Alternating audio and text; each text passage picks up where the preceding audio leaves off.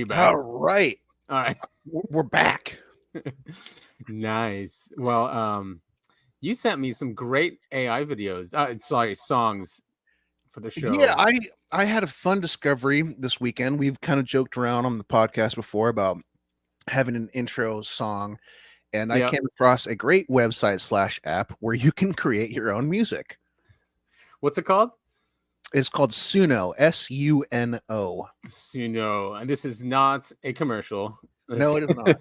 No, they should be paying us though, because I'm making some bangers over here. Hey, maybe they have an affiliate program. We'll check it out. But now this song that you sent me goes perfect with the background. Right. So we are premiering it here today. And again, I just want to stress this was a done in 2 minutes. It has a typo in there. You'll hear it, and it's unfinished. It was just a practice that kind of turned out well. All right, here, let's take a listen. It's the Uncovering Anomalies podcast where the truth is told but never seems to last. For the truth changes day by day, so you have to find it. That's the only way. It's the UAP podcast with Adam and Topher. So don't let it pause and don't let it buffer. We're bringing you stories about conspiracies. We can't break the locks, but we can give you the keys. Whoa, whoa, whoa, whoa. Hey, is that a black van? Oh God, I think they found us. Is that a man? He's dressed in all black and claims that he is human. But now we've disappeared and might be burning. Tune in anyway and we'll let you know about the anomalies we've uncovered and so and so. It's the That's so sick. So sick. I love it. I love it. It was so much fun. I also sent Adam a 1950s pop version where I didn't create any lyrics. You just put in a prompt and the style of music you want. And I was listening to that earlier, and I think that turned out really well, but it doesn't fit our current aesthetic. But yeah, hilarious. I'm going to be tinkering around with that. And so, did you say to put because in it raps? Did you tell it to do that, or it did that? No, it did that. I mean, I seriously I said dance electronic style, and then I wrote those whatever it was 8 lines of lyrics, and it generated the whole thing. I mean, it's incredible what AI can do nowadays.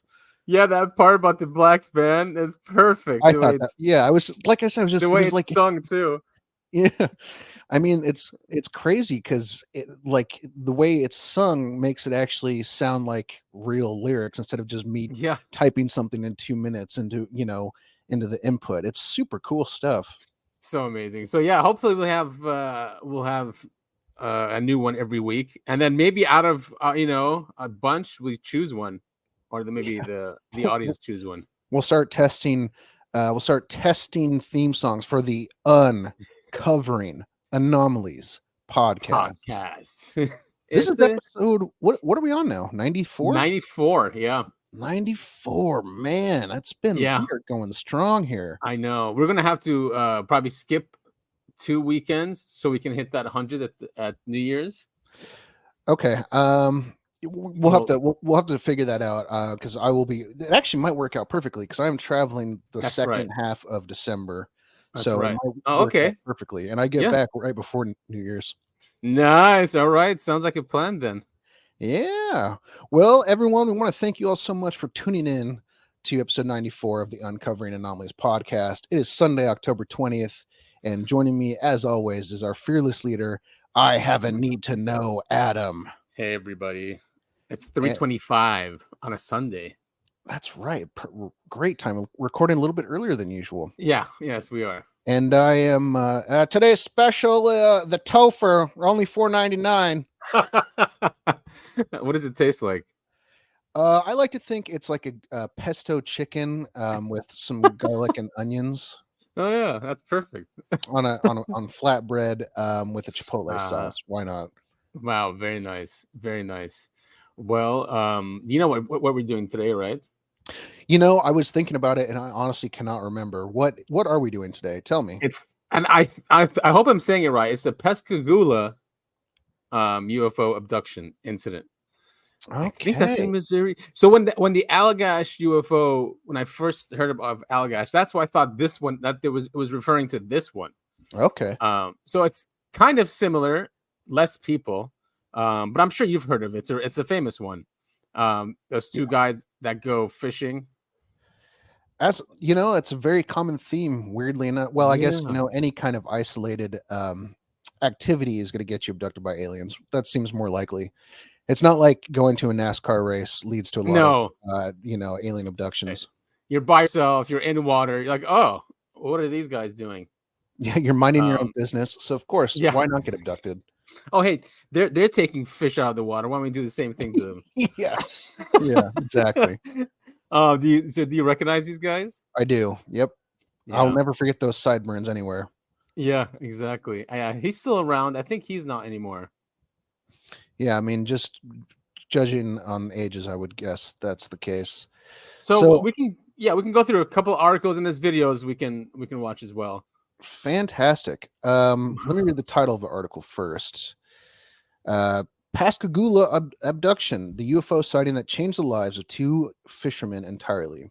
Oh, On October 11th, 1973, in Pascagoula, Mississippi, one of the most terrifying and incredible cases of UFO sighting and alien abduction occurred.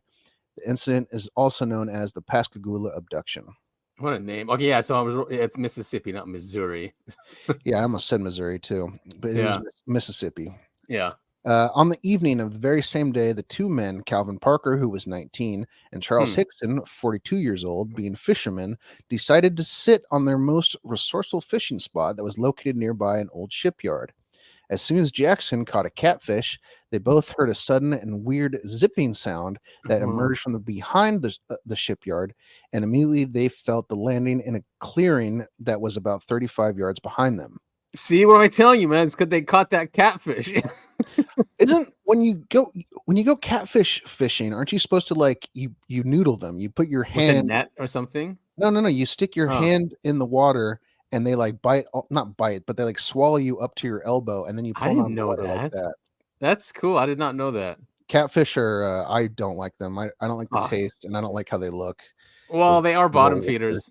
Yeah, right? they're just I've said this on the show many times. I'm not a big seafood person anyway. I understand catfish are not found. I don't think they're found in the ocean, but it's the same brand. What about fish and chips? You like that? That dish? Not particularly. Really? I mean, I like the fish is so battered and fried that it barely resembles fish, but it's not really my go-to. Okay. Anyway, upon turning around, to their surprise, they spotted a 30-foot long football-shaped object with two portholes. Of course. Suddenly, the door of the object opened, and a bright white light emerged from it. Within a couple seconds, 3 5-foot-tall figures moved out smoothly from the craft and approached the two scared fishermen. Dude, imagine seeing that. There's something odd though about all these abduction cases, or not UFO but actual alien sightings, always about how they move smoothly, or just in a robotic but smooth fashion. It's kind of a bizarre, they're very I don't know how to describe fluid, or like they're not fluid. from this realm or something, right? Yeah. Where they move really strangely. It just doesn't fit with how things evolve here. Right. So I guess that's why it's alien. So you want to look at that picture really quick? That's what's his name? Haxon. So Charles Haxon is on the left, and Calvin Parker Jr. he's on the right here. So 42 and 19, they're not related. They're not really. Yeah, I thought that was weird. Yeah, it's a very interesting. I think they work together. Is that what it was? Could be. Interesting. All right, let's continue. Let's hold that thought. Yeah, I mean, in this day and age, it's easy to look at that and go, "Oh, there's something weird going on there." But right, it's okay for people of different ages to have friendships. Absolutely, yeah, you're right. We always jump to the the worst thing. Yeah, I mean, we've been conditioned to.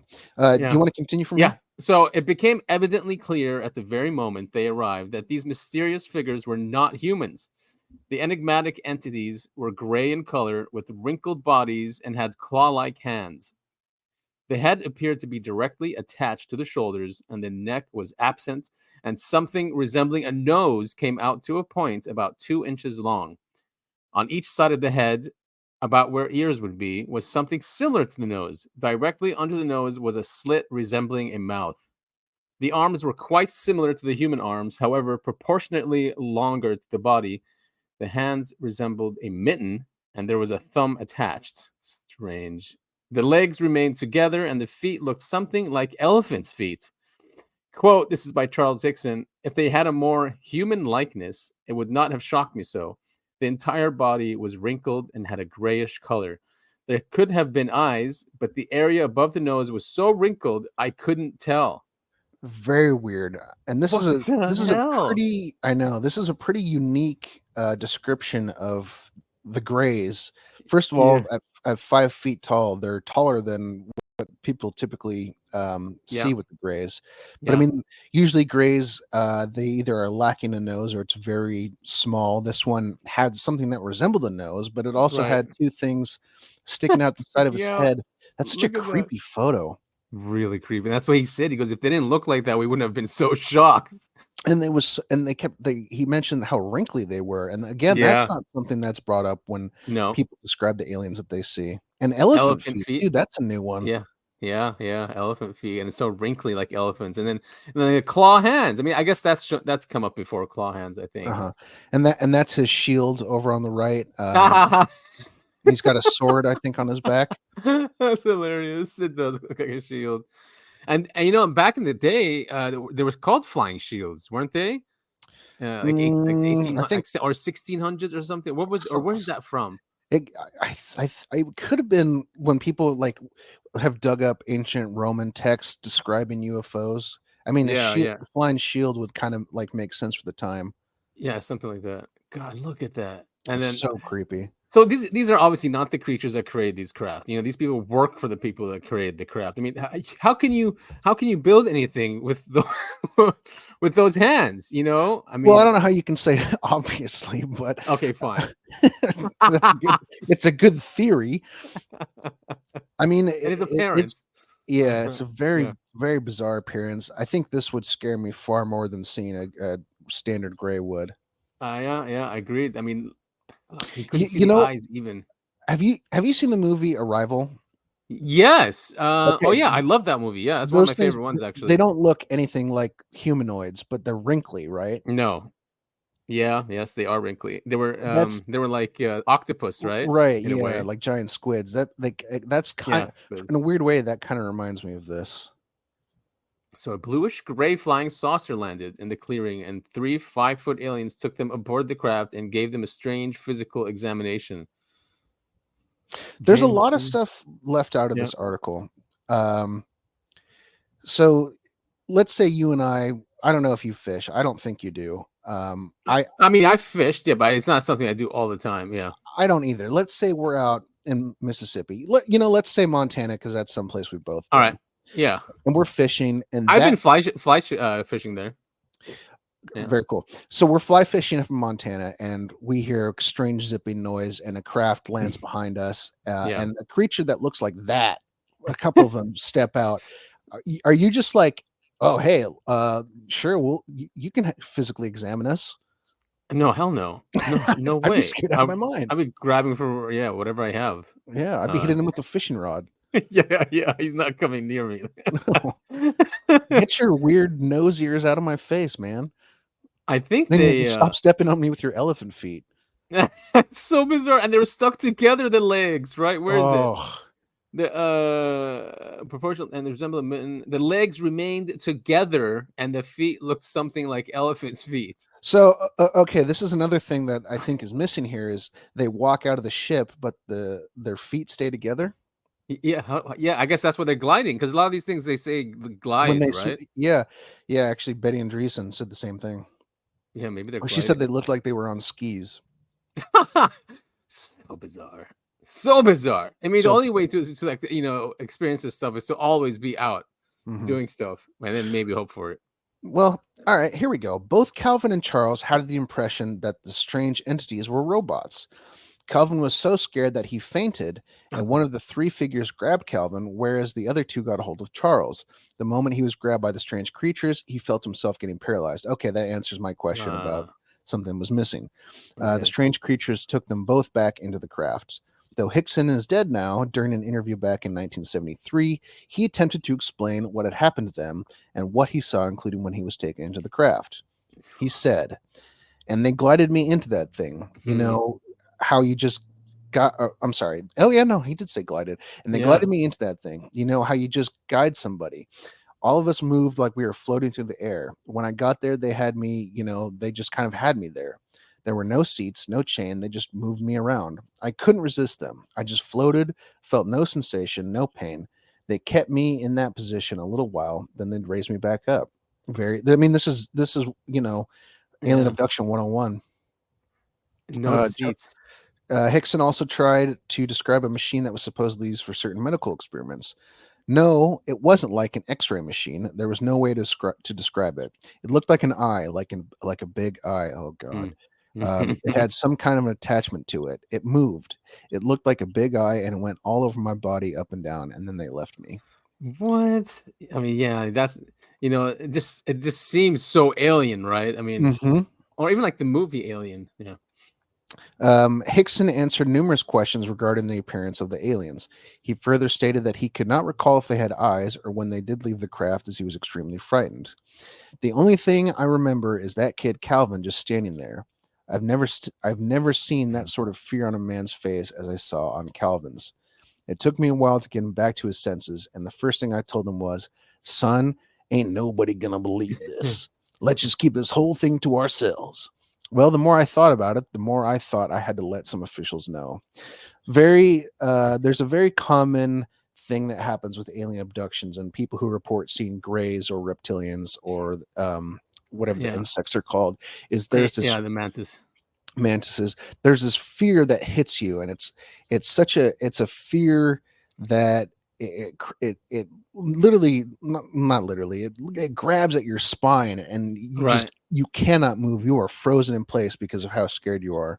That's very, very commonly reported among abductees. I mean, I could just imagine just staring into the eyes of dude, and seeing that thing, that wrinkly nose-eared thing coming at you with elephant feet. So bizarre. Yeah, I'd be yeah, look at that. If that thing was looks like a mummy. Yeah, it's like wow. And coming out of this thing. Yeah, it's its own shield. No, I'm just kidding. Yeah, I mean that. And the two portholes, so they each have one. That's like cartoonish. Yeah, so bizarre. Yeah, it is. Where were we? I think here. Right there. Yeah. Charles Hickson had been part of the Korean War and was well aware of what actual fear feels like. However, he still felt that the incident known as Pascagoula abduction was far scarier. Yeah, I'd say so. Yep. Inside the craft, he was held captive inside a white room with round walls, and he was unable to move. Both Calvin and Charles were kept in separate rooms.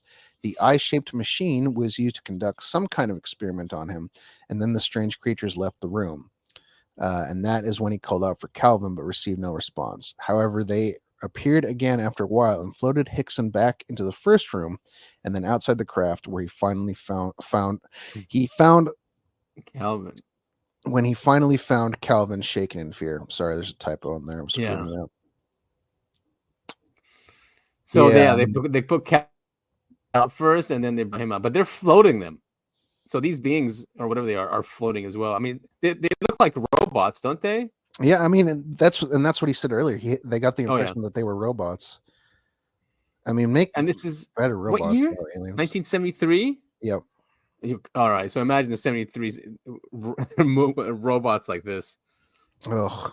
I mean, it'd be weird now, but not really. If we see Optimus and these robots and all these other Chinese robots, I mean, they're doing crazy stuff now.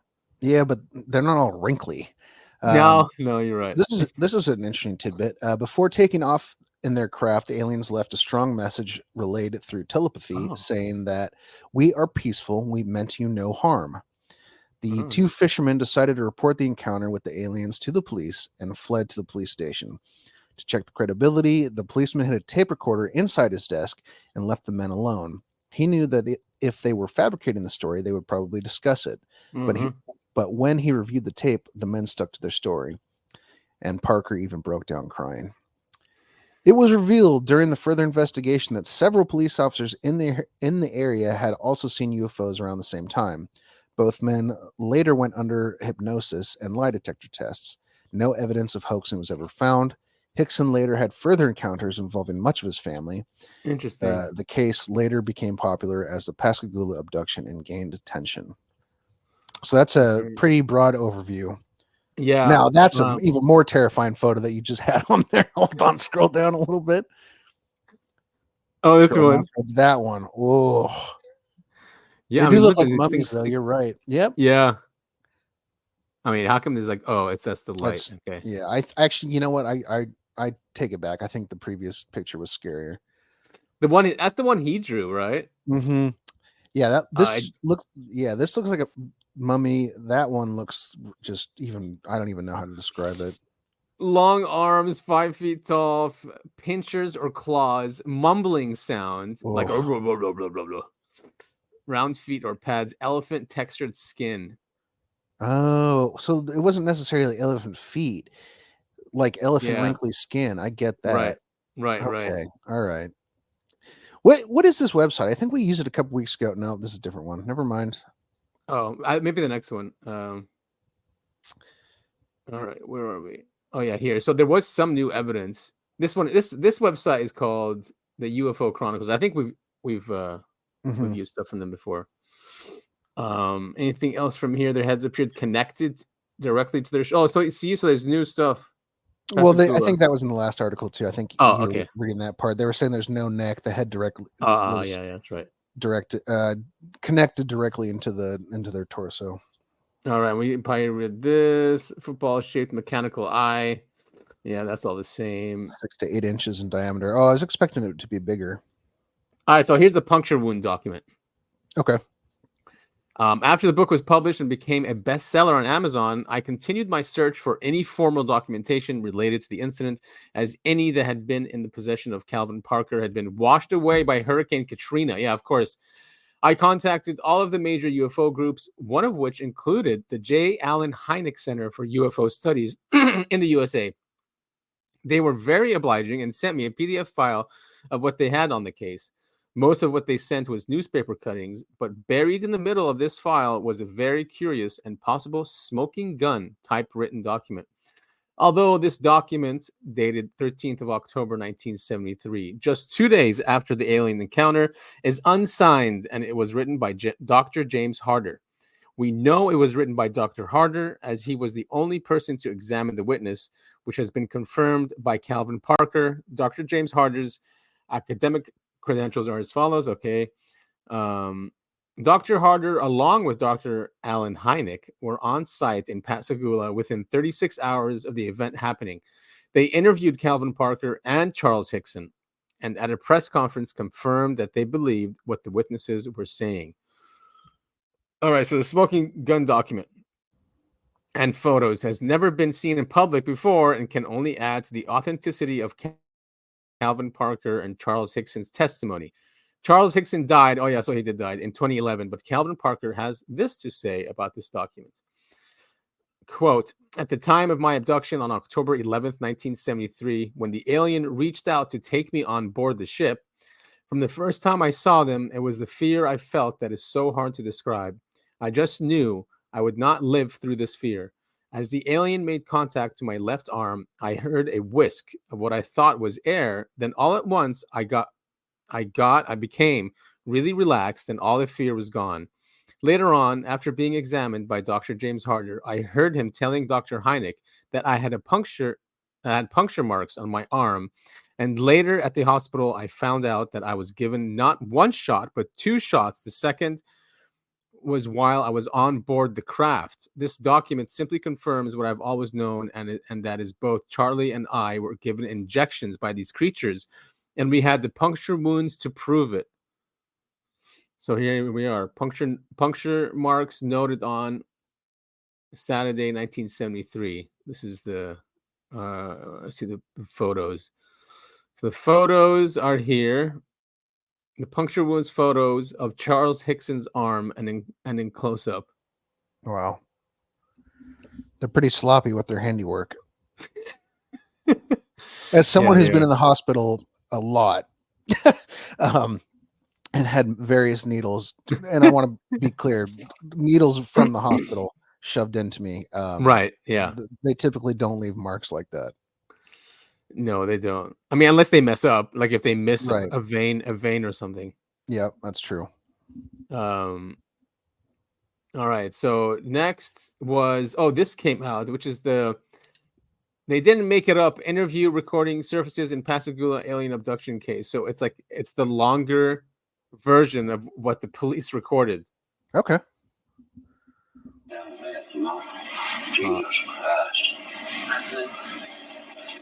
You hear about something like that, but you can't believe it. Yeah, you hear that. I know. Yeah, I know. There ain't something the United States can have up there. No. It's not clear at all, right? No, not particularly. Oh man, wait. Let's just give it another 30 seconds. Yeah. We see. We see. It's something in the Air Force and all know it's up there too. See, and this ain't gonna be the only thing that's gonna happen again. This shit's not that hard to take. That ain't shit. I know. I come one down and you got scared me to death too. I just stand there crying about that. I can't tell you. It's something that you can't get over in a lifetime. See. I can't understand what he's saying. Is it just me?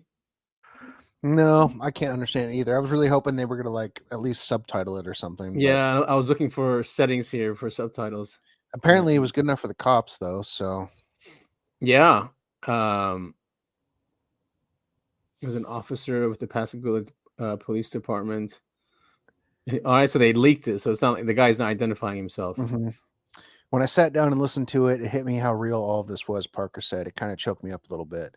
I never heard it, not the full recording, just the piece where Charlie and I were locked in the room and they walked out. I was surprised they had the whole thing on tape. You have to remember, this was a tape recorder that was shoved into a desk, right? And it was the 1970s equipment. So I mean, it's not like the same thing now. Right, exactly. Well, I'm sure we can get it transcribed. Yeah. So Parker. Oh yeah, of course. I mean, that's what made it more real too, because they didn't know that it was being recorded and it was in the room. So them discussing it and saying how scared they were in private added to the authenticity. Yeah. That's him. That's Calvin Parker right now.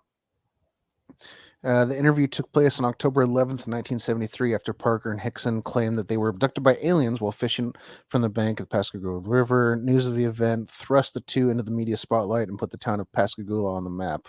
It was unwanted attention for Parker, who tried to distance himself from it. Yeah, I mean, smart guy. If you get abducted by aliens, your life is completely ruined, as we've seen over and over and over again. Yeah, exactly. I mean, they get to sell books, I guess. Not always, and even then, I mean, selling books is not unless you're what's his name? Well, yeah, I was going to say Stephen King. You don't make a living off of selling books. Yeah, those guys worth hundreds of millions. But I mean, someone like Stephen King, what a writer, and to just continue writing stories like that for decades is a talent. I've read many of his books. 2 of his books are in my top 5 favorite books. 11/22/63 about the JFK assassination, guy going back in time. That book is great. And then The Stand, which is probably my favorite book. Stand's amazing. Yeah, Stand's a great one. I read that right at the height of COVID, and just, man, I fell in love. That's such a good book. Last October in the quiet. Oops. Oh, you read it during COVID? Yeah. Because it's relevant. Yeah, it was super. It was super relevant. Such an amazing book, and even has a good ending, which Stephen King cannot do. Yeah, he kind of hurries up, right? He just doesn't. He has really good ideas, and he just doesn't know how to end his books. Although I read it, it was decent, even though he wrote like a child porn for 16 pages in the middle of it. Yeah, true. Yeah, man, that was in the 80s when it came out, right? Yeah, I believe so. Yeah. He was on all sorts of drugs. Oh my God! I think everyone was in the 80s, though. Shawshank Redemption's a good one. Was that him? Yeah, that's him. Oh, I didn't know that. Yeah. Um, there were ones I got into when I was younger, and I completely don't remember them. Oh, Dark Tower. Are those supposed to? I remember them being weird. So I I didn't get started them. reading the first one, and I never finished it because it just didn't grip me. But I've heard really good Yeah. things. Like I know my brother has read the Dark Tower series, and I think he liked them. Okay. Okay. Yeah, maybe I didn't get it, but anyway, that was a long time ago. Maybe I Yeah. should try them. So here is the Pascagoula abduction broadcast. They had Fantastic. on the news, so we can see what was first reported when they came out during the time. God, look at that scarf, man. The I stuff was know. so cool back then. Yeah. Way out. Oh, it's like whoa, way out there. Look at like Yeah, all the man. LSD like visuals. Yeah. All right, let's listen to the way out. I might have to Speed it up. fast forward, yeah, and speed it up exactly. At Mississippi town of Pascagoula, two local men confronted authorities with a rather bizarre story. Yeah. Charles Hickson and Calvin Parker told of a strange craft landing near their fishing site and of being taken aboard by three unearthly creatures. The two men were questioned under hypnosis and lie detectors, but their story remained intact. One of the men suffered a nervous breakdown and is still under treatment. Among the skeptics were Ralph and Judy Blum, already at work on a UFO book. With W5 last week, Ralph and Judy returned to Pascagoula. Judy and I stumbled into this book. It came to us to be written. Suddenly, we were in a wave of waves. UFOs were being seen across the country again. We were in what they call a flap. And people began experiencing things that they couldn't explain. Something was happening in our skies, in the midst of Watergate, Agnew, the energy crisis, the Middle East. Something was happening, and people couldn't understand what it was. We spoke about UFOs, but nobody really knew. And then it hit. I've heard that a lot, by the way, researching this. Many people. So there was a flap during this year in 1973. There was a lot going on, and there was a lot going on with humans. Yeah. And then this thing happened, which is strange. Right here, where we are, at Pascagoula. Charlie Hickson entered the news, and we had a book to write. Could you slow it down just to the next? Slow it down just a little bit. Sorry, what? Can you slow it down just a little bit? Talking just a little too fast. Go like 1.25. Yeah. Okay. Thanks. They say what they saw was real. They know they were the ones that saw the Pascagoula UFO. Great song. We were sitting on the other side of the pier with our feet, over by the river, fishing in the river. And the fish still wasn't biting, so I told Calvin, I said, well, we might as well go home. But I guess that was when I heard it. It was some kind of zipping sound. And when I turned around in this area out here, about 40 or 50 feet out there, it was some kind of craft, it looked like it was going to come right over the ground. But it came on down and hovered about a foot and a half or 2 feet off of the ground. We didn't know what to do, the river behind us and that out there not knowing what it was. So, and then before we had time to really do anything, it seemed like an opening appeared. Toward the end, it was, toward us. And the blue light, it had blue flashing lights as it was, pushing the ground, and they went out. And when the opening appeared, some source of light came from the inside. It was just almost blinding. Sheriff Diamond, can you tell me just what happened that night? No, sir, I can't. All I can tell you, there was two men came into the sheriff's department approximately 8:30 and 9 o'clock. They were all excited, upset, wanting to climb the walls, hysterical, crying. That's actually all I know is what happened. As far as me seeing what happened, I don't know. Of course, we could see them in the opening coming from, when they started out the craft. But Did you think it was people coming out at first? Well, they had I kind of thought it was people at first, off like that. But of course, when they appeared there in front of me, it was the most shock I've ever had in my life. What did you see? Well, they were shorter than me. I'd say about 5'2" or 3", and they didn't have a neck. Their head, it seemed to come directly to their shoulders, and it had something. It came out to a point about where a nose would be, and on each side the ears. And I believe that they looked like they were a little longer over the ears than the nose, but still pointed. They were still pointing, yes. But since I was down there, since I was a physician, and several other scientists and investigators were asked to consult and look into the situation, I was asked, would I mind if I would be present, and I said I wouldn't mind at all. And while it is still very difficult for us to believe that a spaceship landed and that robot type creatures came out and actually took these two people into the spaceship, these men, in my opinion, believe that they saw this and that they were being honest in reporting what they have reported. But it seemed to me when he came out that doorway, or that opening, whatever it was, then just almost instantly they were right there on us.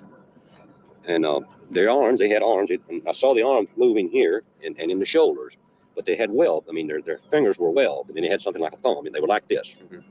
We questioned them at length. And then we left the room and recorded all the conversation they had. Recorded between the two of them. And we kept on praying. And he said, after all I went through on this earth, I said, why should I have to see something like this? Calvin Parker, I was questioning him, and at one time he wanted to climb the wall. That's how nervous and how shook up he was. They had me one on this arm like this, and on the other one, they had my other arm like that. And I just seemed to lift up to the same height they were off the ground, and we just moved into the crowd. Now, inside, how did they lay you out? Do you remember how it happened? Yes. I didn't see any tables or chairs. The cigarette, of course, right? The police officer also, he's like sitting there at the interview, like smoking a cigarette. Man, what an experience! How he called like a crab, or when it came out. Yeah, so bizarre. I just don't get it, and that's why I think, right? The other guy's climbing the walls. Yeah, imagine just seeing that sight and just being taken. Oh, one day, cuz one day. Really though, do we want that? No, I guess you just relax. I mean, not. Yeah, you have your life. I'd like to think. Yeah, I'd like to think we can be like Travis Walton, like just trying to whack him. Yeah, because then we can see the one who's in charge. Right. Yeah. Or maybe not. All right. Chairs or anything in there. I'm not saying it wasn't in there because the light was almost blinding, but I didn't see any. And when they carried me inside, they seemed to just lean me back, And this eye, I keep referring to it as an eye, and it moved up in front of me about this close. And it started right in my eyes, looking me right in the eye. And it hesitated there for a few seconds, and it just started moving over my entire body. When they brought me from the craft that belonged to here, and they didn't drop me, they just released me back to the ground. And I fell. I don't know why my legs were weak. I don't know why it was the fright or what it was, but I fell onto the ground. And that's when I seen Calvin. He's standing right over here in this area, and he was standing facing the river with his arms outstretched like that, just like he was staring at something. And tell me about the lie detector test. Well, so that was run by Pilgrim. Was it Pilgrim? Pennington. That they run this type of test about 6 times a day. And when they were asked to come over here to talk to these people, they had in their mind that it was just a big joke. And if I understand it correctly, they ran one test on Mr. Hickson. The machine showed that he was telling the truth. Then they run another one. And then the examiner, he began to wonder himself. So he ran the third test, and he believed just what Mr. Hickson had told him. Mr. Booth, tell me what happened that night in October. Well, I got up and turned off the TV and come to the front door, which you can see right behind me. Just as usual, checking to see if it was locked. So I looked out the window at the top, and naturally I saw this object above the street light out there. So naturally caught my eye with the lights was on. Couldn't hear any racket or anything. So I opened the door after a few seconds to step out to see if I could really tell what it was. It just took off. Can you describe it? Well, it was round, had lights all the way around it, turning in a counter-clockwise motion. It had a dome on top with a bright light shining out through the top of it. To tell the actual figure of it or anything, you couldn't tell. You could just see the lights and the one on top. When it happened to Charlie, the creatures, whatever they were, didn't communicate with him. Now, it's enough to say you saw a UFO to give you trouble these days in some towns. To be taken aboard is just a suspect idea.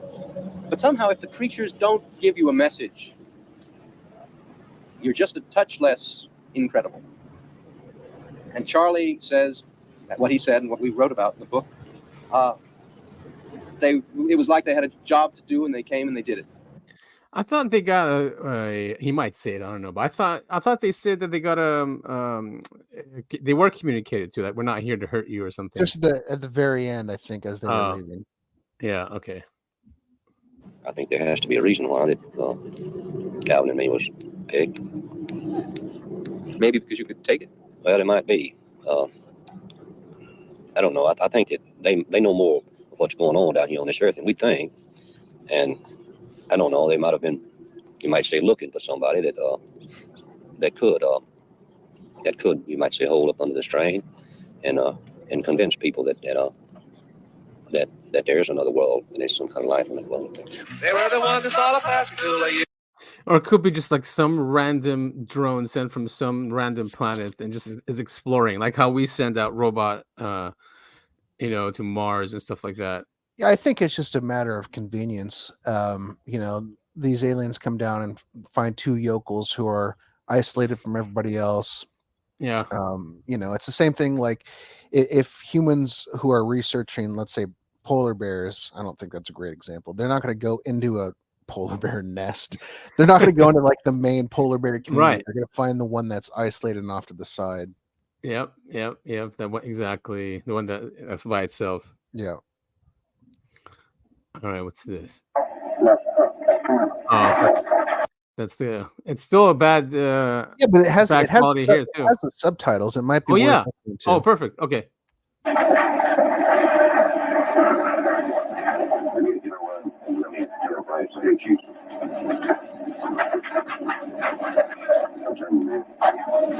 Something that could have scared you slowing down the path, Jesus Christ. You hear about something like that, but you can't believe it. Yeah, I know. There ain't something the United States can have up there. No, that would have done what we see. What we see. It's something in the airport and all over up there too. And this ain't gonna be the only time. It's gonna happen again. This shit's not that hard to take that, ain't she? Someone down in you. I'm scared me to death too. I just remember crying about that. I can't tell you. You can't get over a lifetime, see? Jesus Christ. That's what I thought. I had been through enough of hell on this earth, and now I have to go do something like that, see? But they could have, I guess they could have harmed us, so they could have done anything to us if they didn't hurt me. Why they just take that? I don't know. I'm telling you, I couldn't take it through that. I'm with the guy gets nerve things or something, some doctor or something. I can't stay in them after all. I'll tell you about it when they get through this with the weather. I'll get you something. Shut you down. Let's get some damn sleep. I can sleep tonight. I can do that. I understand you're crazy. The Cavalry brought you out of that damn thing. And when you brought me out, I like to know what the hell, that damn, I like to know what the hell got you straightened up, man. And they learned, I remember, they just froze that, just like that. I couldn't do it, just like I stepped on a damn ladder. They didn't do me that way, though, did I passed out. That's the first time I ever passed out in my life. You shut the new medical records, and I've never seen them like that before in my life. You can't make people believe that, though. I should hear all the doctors. I never had to wake up and start breathing. I wake up and start breathing. Listen, I see nobody. I can't figure out the damn door. You see how that door will come in on the same chair? I don't know how to open something. I didn't see no door swing. I don't know how to open. I don't know how to shit on. This is something like, when look around, them damn blue lights in them some bitches, just like that to come out. Yeah, no, you can't believe it. You can't make people believe it. I paralyzed right there. I couldn't believe it. They won't believe it when he stays. They won't believe it when he stays. It might be too late. I knew all along there was people from out of the world up there. I knew all along. I never thought it would have to mean. You know yourself, I don't grant it. I know that. It's something that. And you got to choose being on that boat and everything else, but I know one. Very little now, Trey. I drank so long ago when I got out of that damn day and settled my damn nerves. They lasted about 2 days. I tell you what, I'll probably take me a couple of drinks when I get to the house and make me sleep. So if I was having my nerves, I'd go like something right now. When I get to the house, I'm going to get me another drink to make me sleep. I can't. There's something wrong with you for you. What are we waiting on? I got to go take a plane, son. How did it say we had to wait? I got to go to the house. I don't sit here and get 3 days sleep. I'm getting sleep. I got to go to the house. Wait a minute, let me go.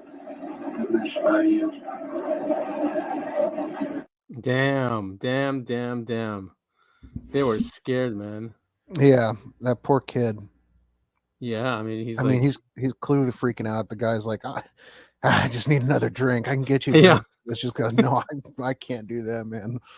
Yeah, he's freaking like out. he feels like he went crazy, and he's like, no one's gonna believe us. No one's gonna believe us. I knew there were aliens up there, and he Well, just and if you remember at the very beginning of this whole clip, the newscaster was saying he went into, a mental oh care.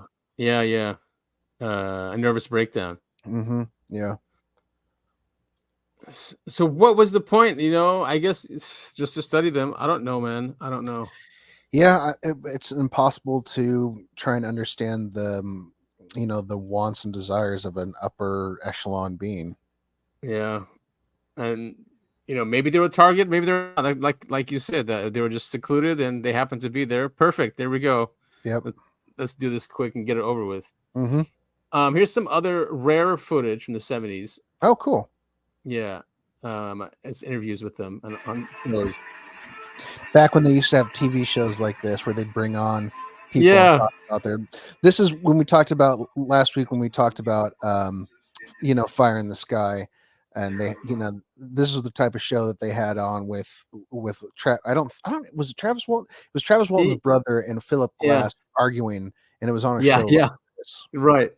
Yeah, basically the talk shows, and there was Yeah. smoking on there too, right? Oh yeah. And screaming. Now everyone's worried about their feelings. An ordinary UFO sighting. Many people wanted to hear about it. The people themselves don't want to, they just are not seeking publicity, just want to relay their story to proper governmental authority. Sheriff's deputies went to the scene. There's no way of us determining whether anything landed here. What happens now? We're fixing to take them to Keesler Air Force Base right now. We're checking them for radiation, and they're going to check them over there. UFO investigators interviewed the men. Both of the men were able to be hypnotized. The experience, however, has been so traumatic that I thought it best that we go slow with this investigation. Simply no question in my mind but that these men have had a very trying experience. They came out to a point. At first, the men refused to talk to reporters. Then they agreed to talk if they were not seen. Soon, they were facing the cameras and talking to anyone who would listen. But when two men come in and say they have been picked up by a spacecraft and examined, how do you go about investigating that? Well, all we could do is go to the scene and interview these men and really stay with these men and observe them and question them. I mean, to the fullest extent. And at no time could their stories were the same. We interviewed them separately and then we put them together. We monitored their conversation. I believe the men saw something that scared them. But like I said already, I don't know what. A few days after the UFO incident, Charlie Hickson went back to his job as a foreman at Walker & Son shipyard in Pascagoula. Calvin Parker also worked at the shipyard, but after the incident, he quit his job and moved back to his hometown, Laurel, Mississippi. Just to start with, I thought I was just down as far as mentally. So I got out and got married, got a job on this chicken farm. When I was working in the oil field, they wouldn't let me work out there and they didn't pay so, because you know how much a man is, they'll harass you and all. So I quit, went to work on this chicken farm, just me and my wife. And I really enjoyed it down there now. I've got myself back together in the past few months. And I'm feeling a lot better now. I'm doing real good now. Do you have any notion why you were picked?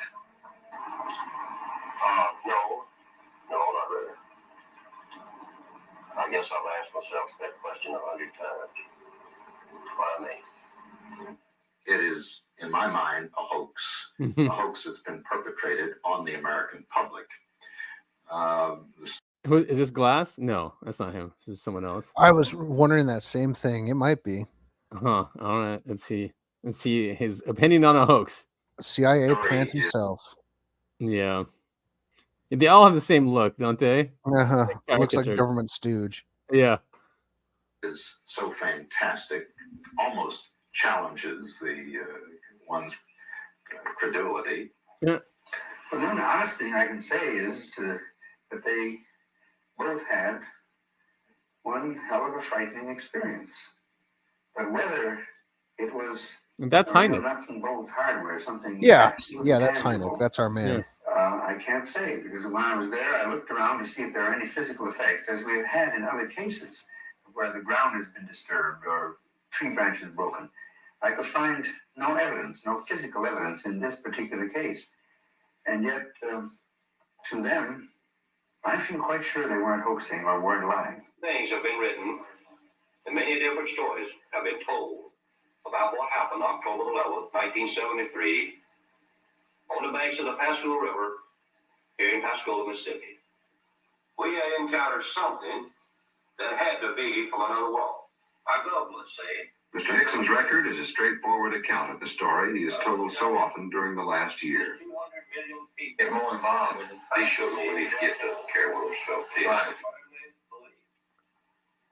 Mr. Hickson is also writing a book and has taken a leave of absence from his job to work on it.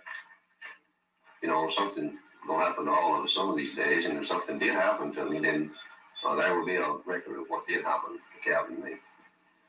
I will announce Rennie Bradley, TV reporter on the scene, reports on UFOs. Okay, Rennie, and then you, like I said, we want the record sold, and then you introduce Mr. Hickson. And then after that, I'm going to take this young lady here. I'm going to hypnotize her. She's going to go back to her mommy's tummy, and we're going to go into her super consciousness, which is back into probably another world or somewhere. What the hell is and then this? we're going to ask her questions all about UFOs. Charlie, I want you to sit next to her because you're going to feel some of your vibrations. Sunday, I'm going to sit down with him, and I'm going to get just as close as I can of what the craft looks like. Well, hey, Charlie, I probably look worse today. That's not funny. Did you see the thing take off and go away and disappear? I saw it leave. I can't say that how far out I've seen it, but it seemed to just almost instantly was home. Yeah, and this is the examining thing that is floated in front of you. Right. How do you feel about all this by now?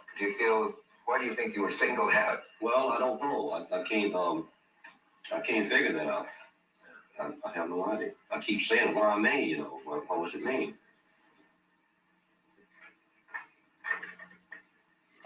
Dear Mr. Hickson, we saw you on the Dick Cavett show, and we were fascinated by your experience. We believe in the things you have been said, and do not think you are involved in a hoax of any kind. We do believe that we are not the only beings in the universe, and that people should be aware of that fact. And it's signed sincerely, Sarah Roberts and Jim Nelson. I didn't believe him at first, just like all the other people. I really didn't believe it. But now I definitely believe every word he has spoken because I have been through with what he has gone through with, living with him. It's costing me a lot of time. It's actually costing me money. But I don't know. I just feel obligated now to let the entire world, if necessary, know that these things did happen to us, that it is true. He's a truthful man. I voted for number one. He looks like the kind of a gentleman that this conceivably did happen to. Like somebody said, he looks very sobered by the experience. We have 2 votes for number one. We have 1 vote for number 2 and 1 vote for number 3. So will the real Charles Hickson please stand up?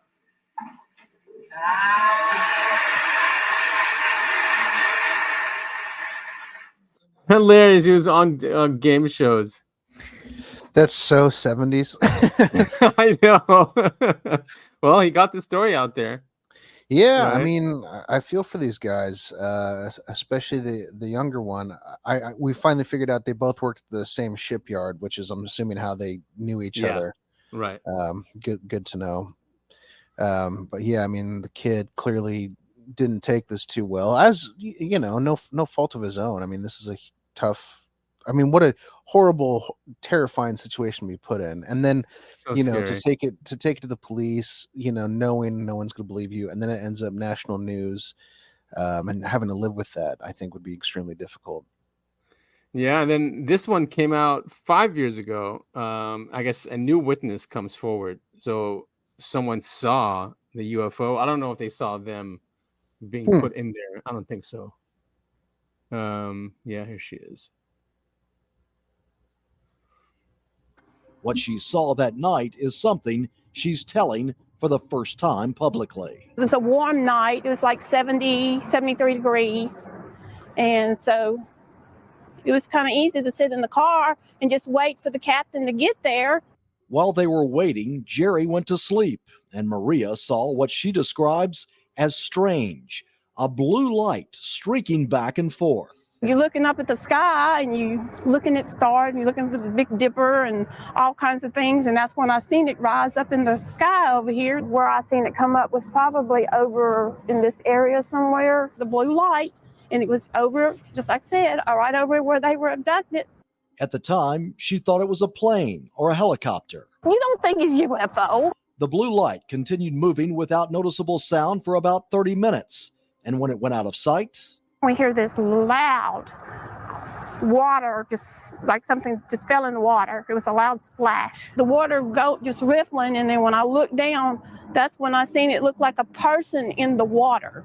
I'm looking right, it was like right below me. Maria still doesn't know what she saw in the water and didn't think much of it until the next day when she heard about what Parker and Hickson had told the Jackson County Sheriff's Department. I was watching 2 men being abducted by a UFO.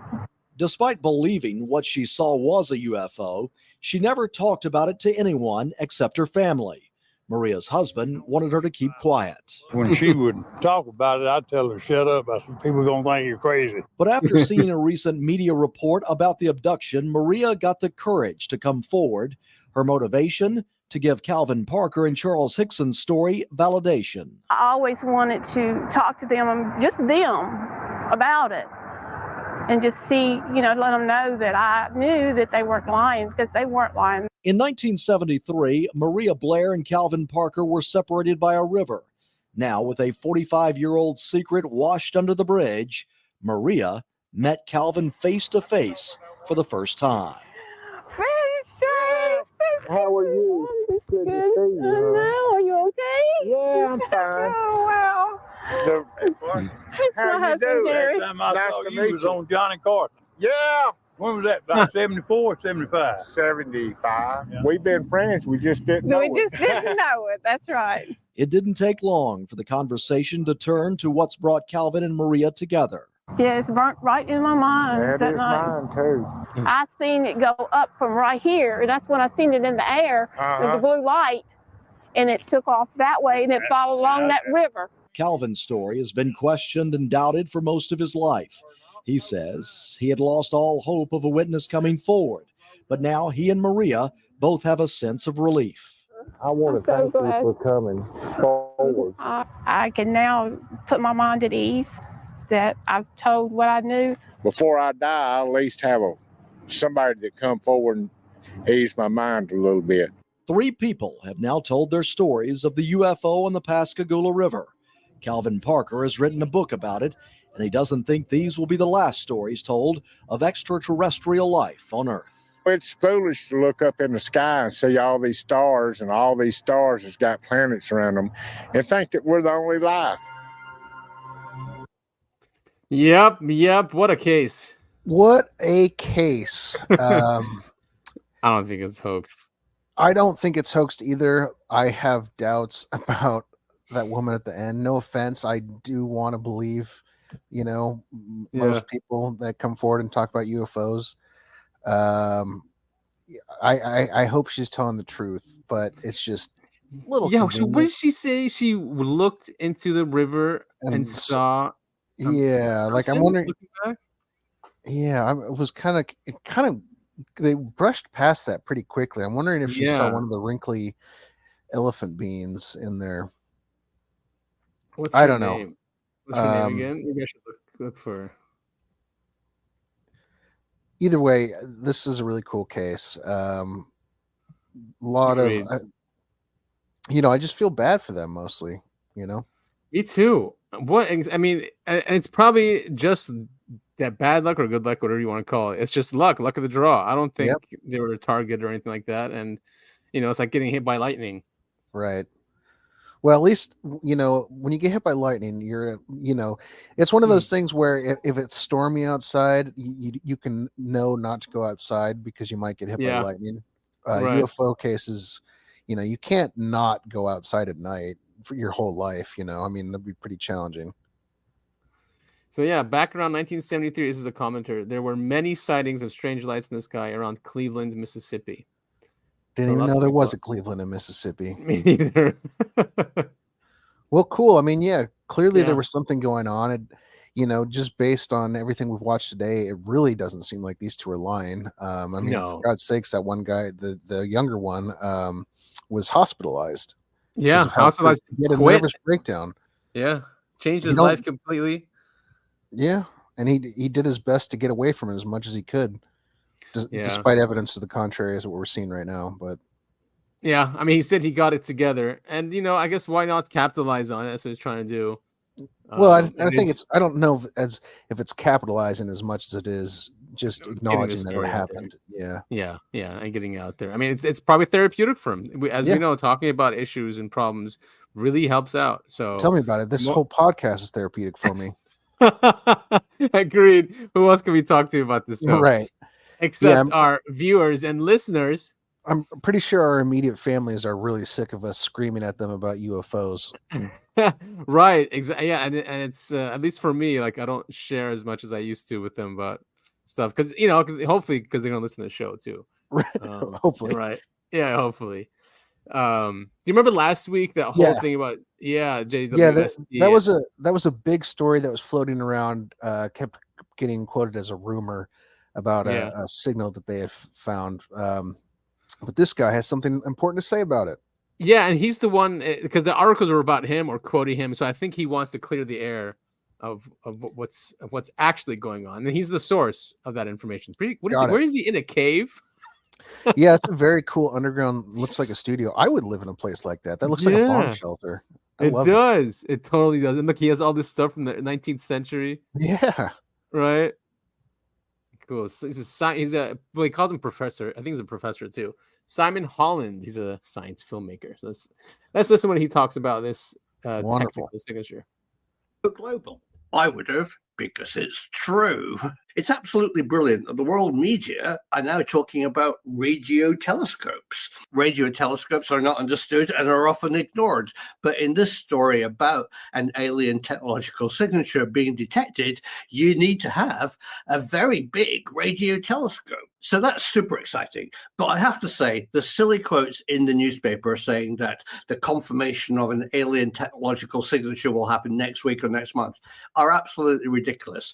The confirmation of an alien technological signature will come when the data has been analyzed, and hopefully soon, but putting a date on it is ridiculous. Peace, love, and we're not alone understanding to everybody who's read the story. I'm very flattered, and I'm pleased that this story has got out there. But there are still some big questions that you are asking. So let me, as a science filmmaker and researcher, go over what I know. How I found out about a possible alien technological signature was here in Europe.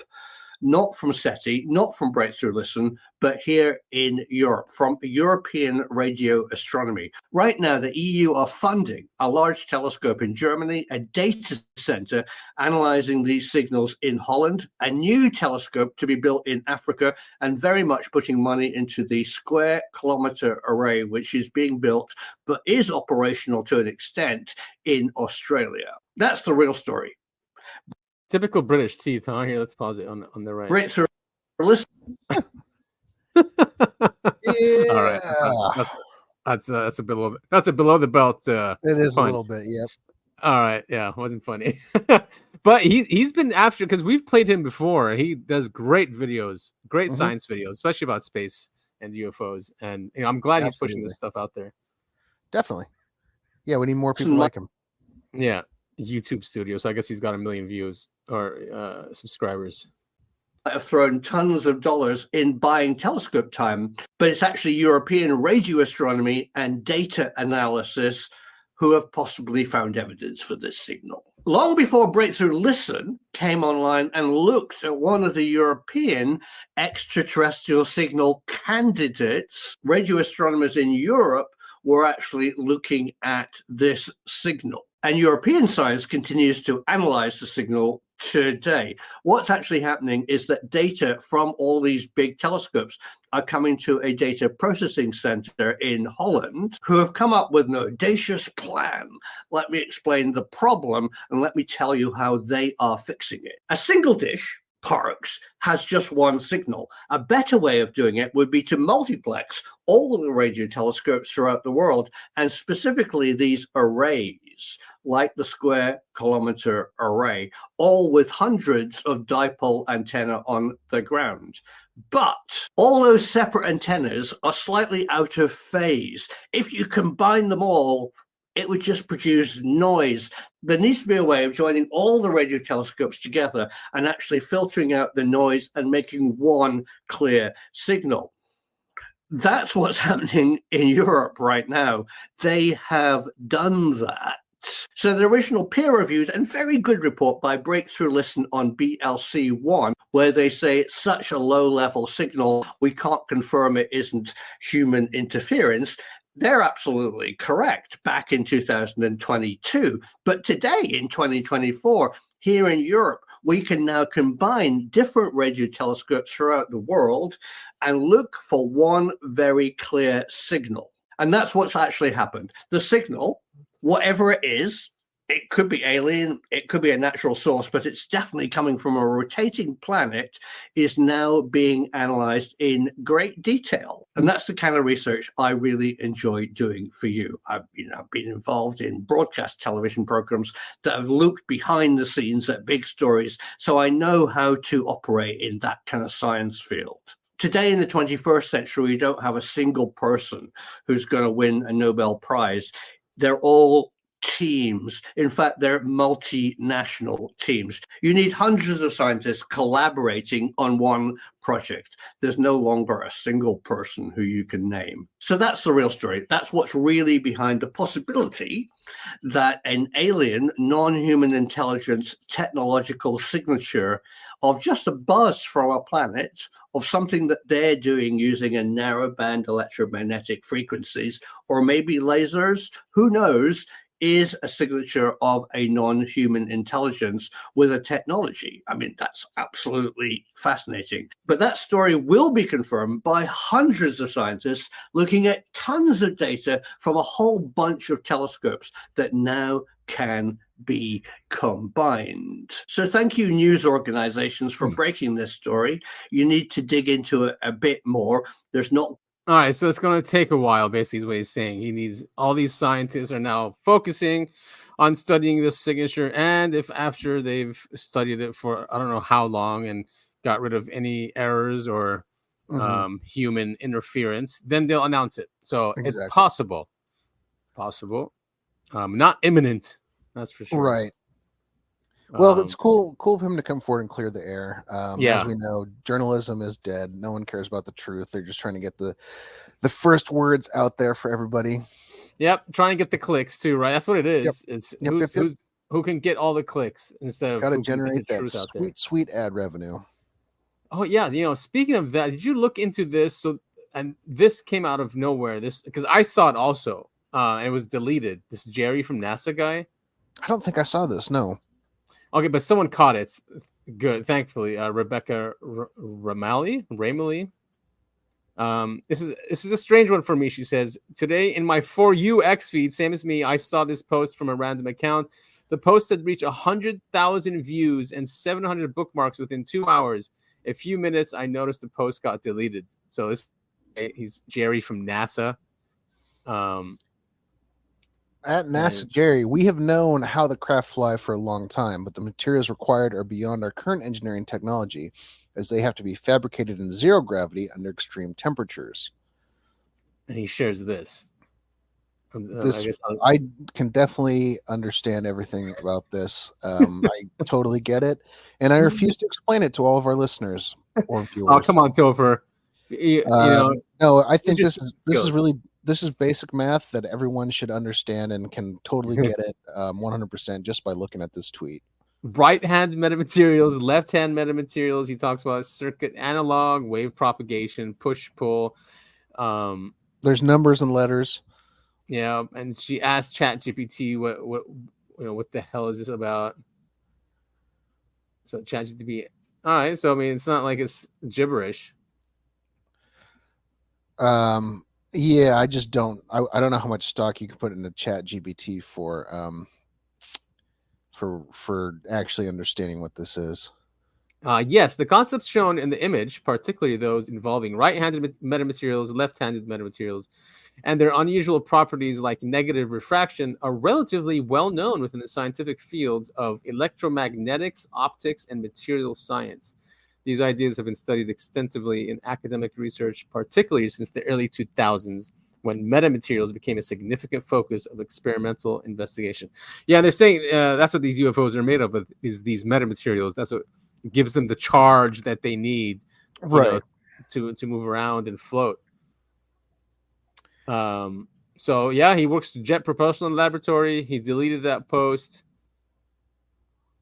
And then someone found the book of where.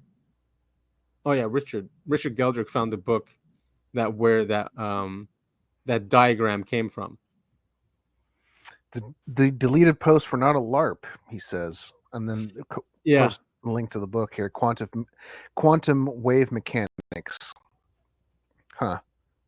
2018. So whatever he's trying to say here, it is actually backed up by science and math, and yeah, look at that gravity.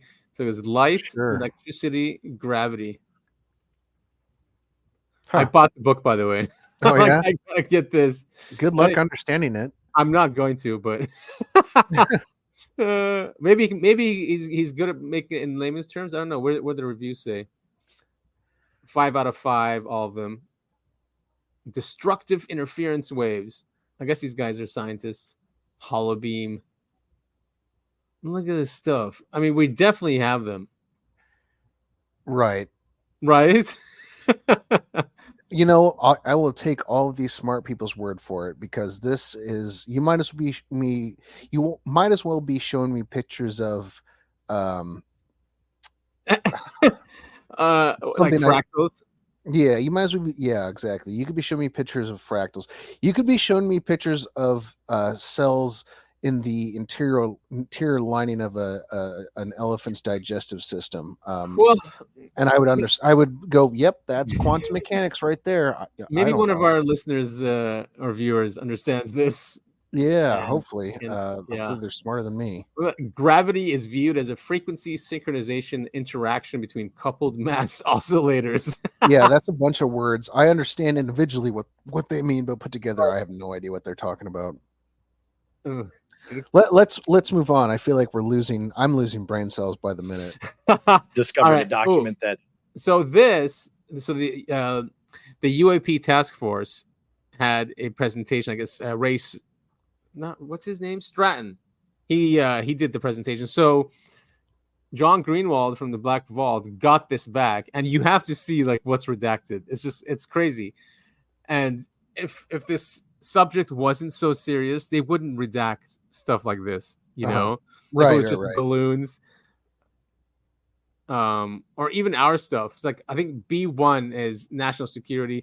They even got rid of one of the agencies here, maybe it's CIA or someone, but like their involvement is redacted. But when you get to the president, definitely the CIA. Right? It's gotta be. Yeah.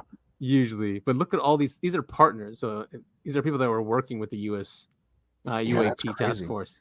US Coast Guard, what are they doing in there? Yeah, I guess because of the USOs that come out. Yeah, that makes sense.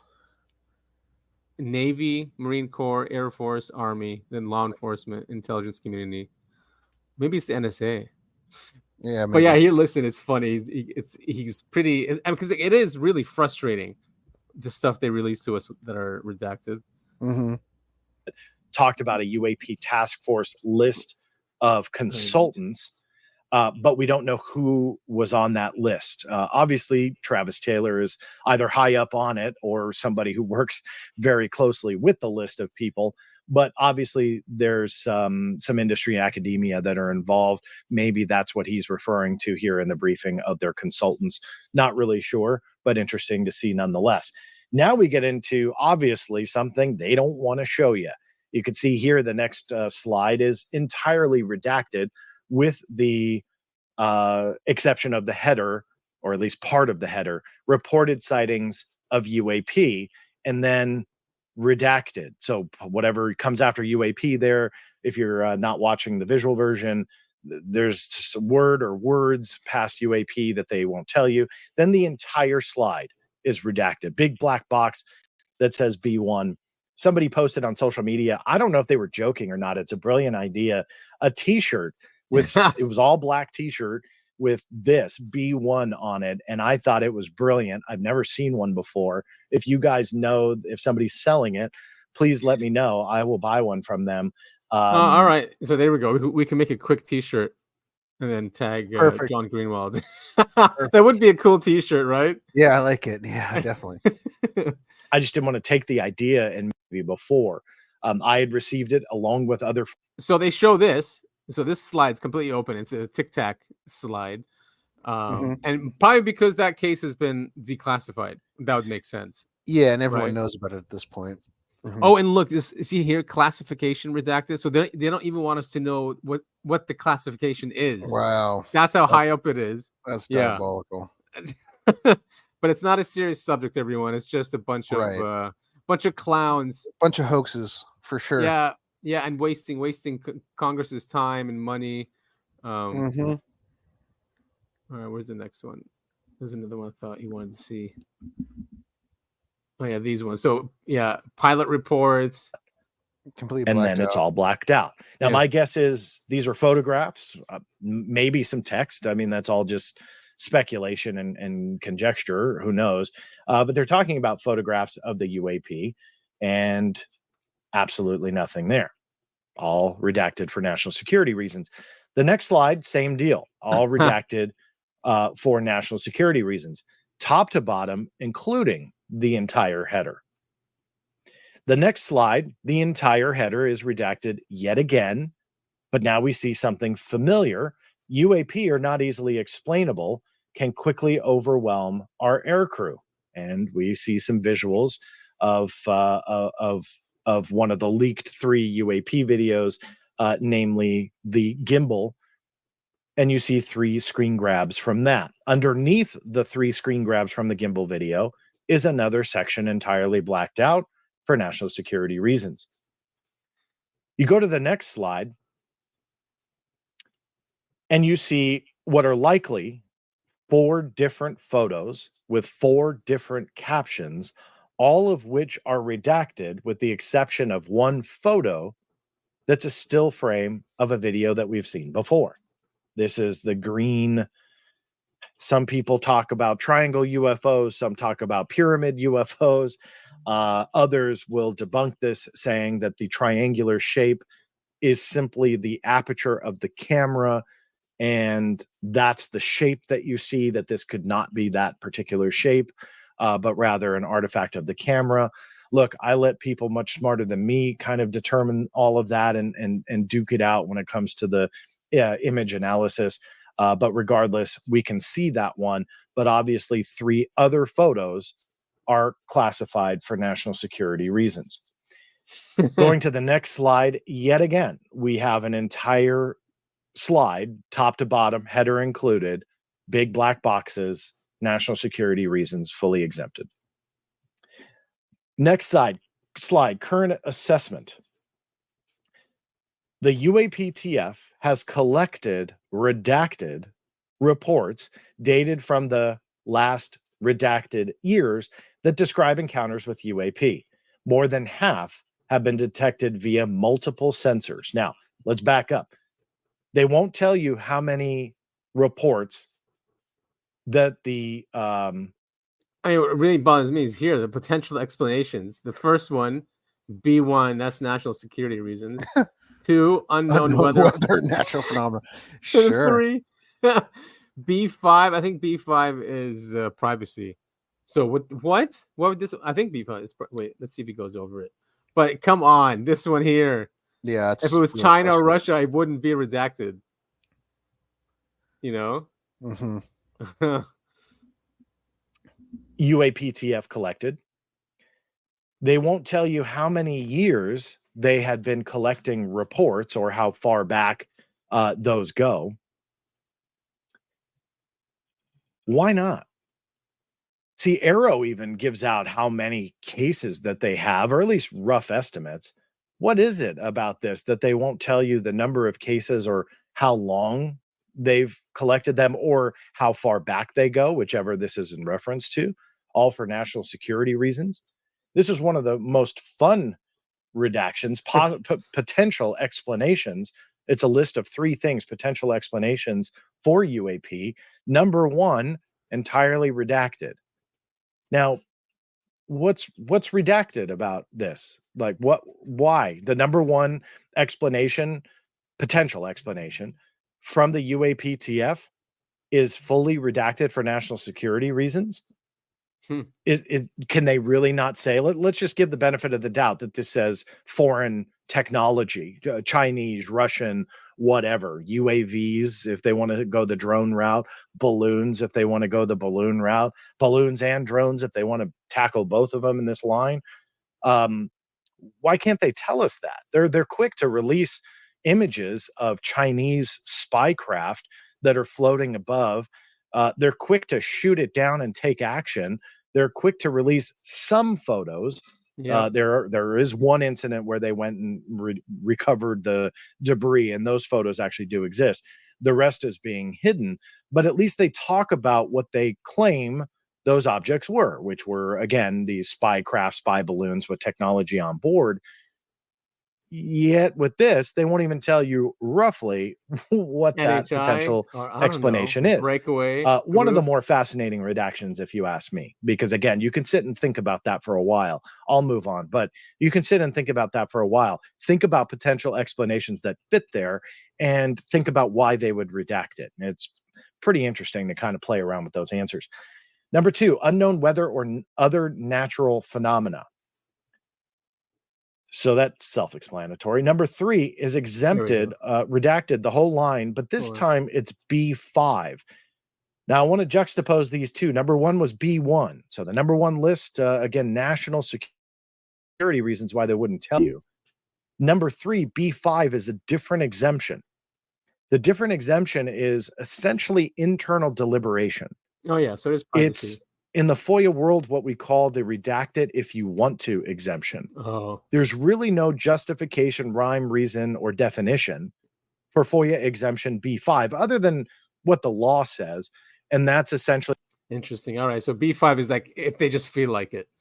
Isn't that nice? What a great So love the nice. transparency, huh? Of course. You can't Our know these government's potential so explanations. transparent. Yeah, you guys are too dumb. You can't handle these potential explanations for what these things Right. could be. Yeah. Or I mean, what would someone else argue? That they are protecting, that they are that they know, for example, like they don't want the Chinese to think that they know they could be China, and that's why. Yeah, I don't know. Anyway, okay, we can move on. So, good work by John Greenwald there. Yeah, definitely. Yeah, getting I those like- documents. Of course. Yeah, it looks like FOIA is actually good for something, kind of. I mean, you can see when you request stuff from the government, they can give you whatever they choose to, regardless of with that B5, you know, we can redact Yeah. it if you want to. I mean, know, it's so hilarious. Makes the whole thing kind of pointless.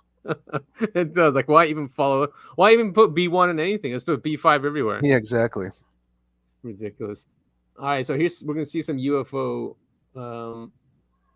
clips. This is out of Toledo, Ohio. It's a drone that captures it. No audio there, but here's this thing. It just takes Mhm. off.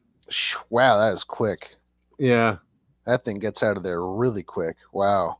And he showed the original file that's on his computer with the metadata. Yeah. Zoom. Yeah, And the wow. trail behind it. Cool stuff. I like how they get noticed and they just All right, Yep. time to move. Gotta go. And then, of course, there was the Langley thing. Yeah, this one's very interesting. Yeah, and there's a lot of articles about they're calling them now mysterious drones instead of UFOs. That was a big story. So this is over Langley Air Force Base. Yeah, I mean, but I think this is clearly one object. yeah, agreed. Yeah, almost like the Phoenix Lights in a way. Yeah, exactly what I was thinking of, just like the Phoenix Lights. I was gonna say it does. I mean, it's hard to tell from this angle and the footage we've got, but it does look boomerang shaped a little bit. Yeah, sounds like he's in the water somewhere, or there's water around him. What's he doing? Sweet footage, dude. Oh, he's sideways. Yeah. Yeah, they're just sitting there. I mean, if there were flares, they would be falling. Right. Yeah, another strange like group of lights sitting over an air base. Yeah. Or a military base, I should say, not air base. Cool. Yeah, there's a longer video, so you guys can go take a look at that. And then, of course, that coincided with this. I know it's the New York Post. UFO drones surveilling America's most sensitive military sites, and the Pentagon says it can't stop them. Duh. That's the face he's making. Yeah. Fleets of dozens of mysterious UFO drones are surveilling America's most sensitive military sites, and the Pentagon admits it can't do much to stop the aerial intruders, according to a new report. Drones of unknown origin have been spotted flying over military bases in Virginia and Nevada in the past year, including the secret base for the Navy's Elite SEAL Team 6 Commando Unit and Naval Station Norfolk, the world's largest naval port, the Wall Street Journal reports. Federal laws, however, prohibit the military from shooting down the drones due to potential risk to troops and civilians. I did not know that. Very interesting. So I mean and that has come up from all this reporting, which is weird. I mean, continue. It just doesn't make sense. Jamming their signals was also ruled out in high-level White House meetings, according to the Journal, over concerns that it could interfere with 911 systems, not 9/11. Yeah. 911 systems, Wi-Fi networks, and commercial airliners. So it seems our jamming technology is still pretty broad. They can't target something small like that. Right, and they're not allowed to either, which is weird. So it says here, the result is that the Pentagon has little recourse to halt the potential surveillance from foreign adversaries. How could that be true? Why would they do that? Yeah, it's our government has shown time and time again they don't care about citizens and their safety. So I'm surprised that they're using that as their reason as to why they can't jam these things. It's like they're trying to have an excuse for a false flag or an excuse to pass some law. I mean, it's weird. They are Air Force. I mean, they are bases. Of course, you can defend your base. That's what we expect. That's what we all expect. This is just bizarre, very bizarre behavior. Yeah. So, yeah, it's the home to F-22 Raptor fighter jets, which is best fighters in the world, baby. Pretty cool.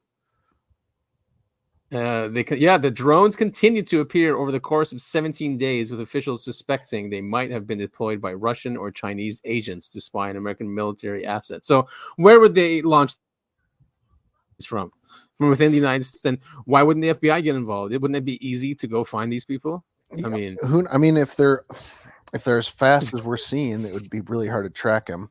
But we've seen what Chinese spy balloons look like. They're not very drone like.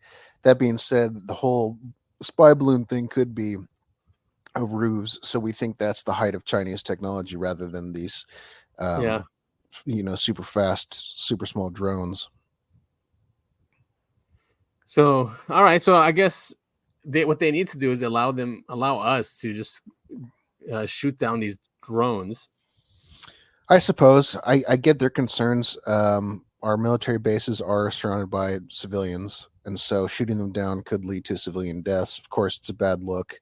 If they do shoot something down and it kills a bunch of civilians, the jamming thing, I understand their reasoning, I suppose. Yeah. But like I said before, the U.S. government has no problem putting U.S. lives in danger. So I'm surprised that is the excuse that they use. Interesting. It's just what I find interesting is that our jamming technology is so we can't target it. It's just a broad area. Weird. I didn't know that. I thought for sure we had targeted jamming capabilities. So this saying here, a clue, however, arrived the following month when a Chinese student studying at the University of Minnesota was caught flying a drone near the Langley base on January 6th. The student, Feng Yuan Shi, 26, had gotten his drone stuck in a tree and appeared to have abandoned it when he flew to California the following day. Oh. The drone fell from the tree the same day, finding its way to the FBI, which found the device had photographed Navy ships docked at the base.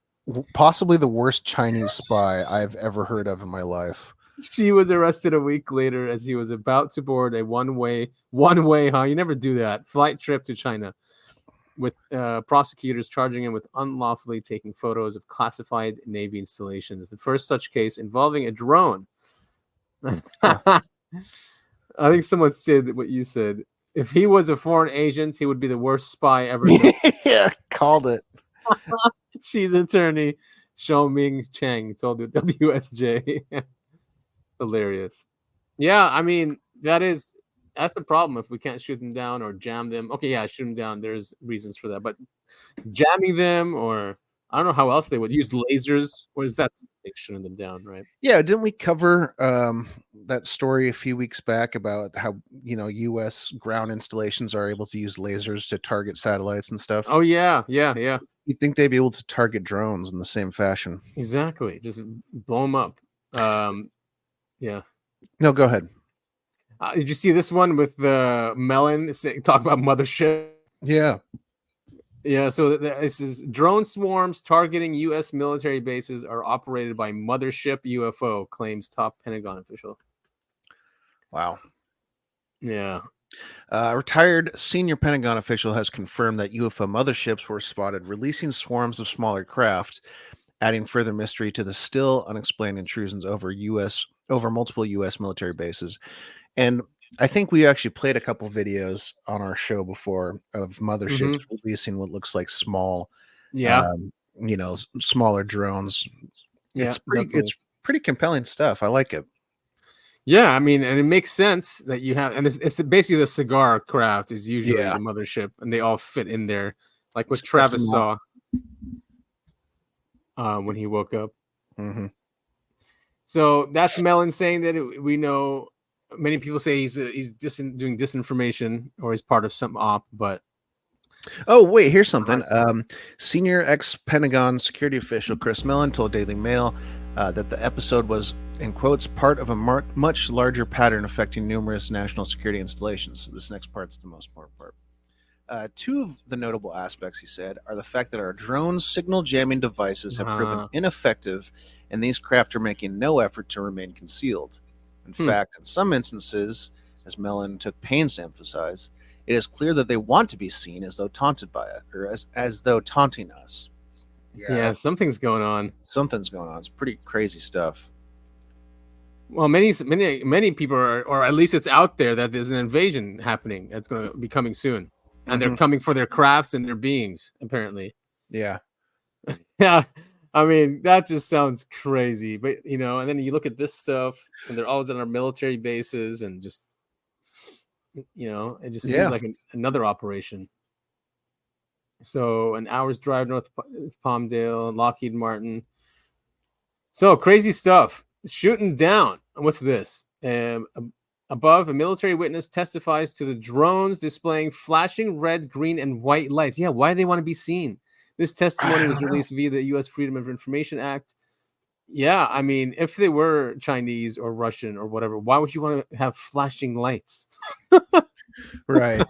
Well, I mean, there's the whole psychological thing. It's if you can deploy these things over an enemy base and say, no, you can't get us, and so you make yourself known, it gets in the heads of the people you're trying to intimidate. Yeah. So I kind of get that, but I don't think that's the case. Russian and Chinese, as we've seen, they're not that creative with in which how they infiltrate U.S. stuff. Yeah. So he says it again here. I make no claims regarding their origin. Perhaps many are Chinese drones, Mellon says. But their brazenness, range, flight duration, reliability, resistance to countermeasures, and indifference to detection are confounding. In some cases, motherships have been reported, according to Mellon, who also managed security and information operations for part of his time at the Pentagon. Yeah. These motherships, Mellon clarified, were extremely fast, larger vehicles that have been observed collecting or releasing swarm of smaller craft. Wow. That's nuts. One such mothership case was investigated by the FAA Special Agent Michael Bumberger over Nebraska. The local sheriff reported seeing 30 to 50 unusual craft flying independently of one another with a larger mothership hovering nearby for hours. Langley last December, Air Force personnel equipped with drone busters, signal jamming weaponry designed to counter remotely piloted enemy drones, reported that these mysterious craft failed to register on their anti-drone devices. Wow. Damn. So I mean, it's something else, or they have a new weapon, or there's a new weapon out there that we don't know about yet. Yeah, that someone has, which is both are scary. Very, very much. But there seems that there's a lot more activity happening. Yeah, right. Definitely. All right, so they're trying to say it's NASA spacecrafts, maybe. Good article. Yeah, lots of juicy stuff in there. Yeah.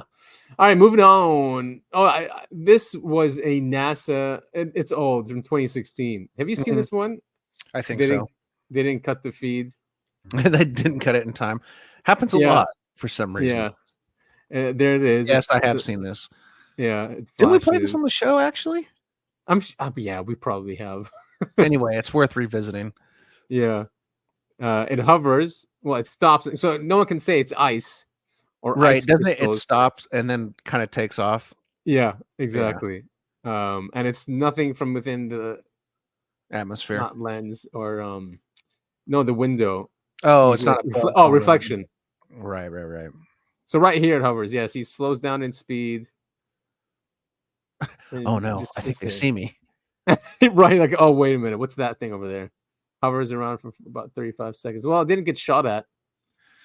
Not yet. Just wait till we put missiles on the ISS. Man, wouldn't that be nice to just come upon a planet? It's going up a little bit now. Yeah. Well, I'm gonna have okay, I gotta get out of here. And it's nuts what SpaceX has done, right?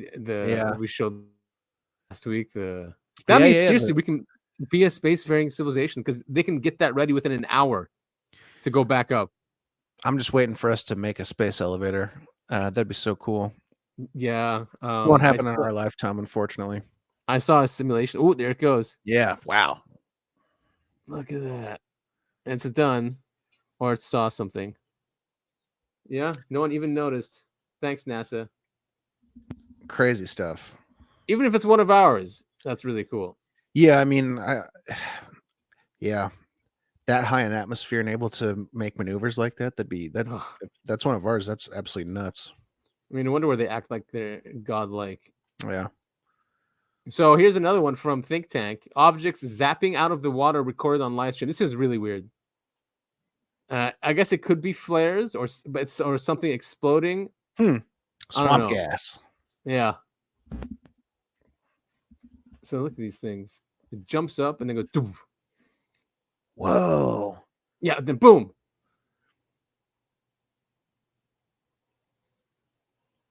Whoa. It could be some weird test. Yeah, I was almost thinking this looks like some sort of military test. Yeah. Because Florida's got a ton of bases. So it goes under the water, comes out.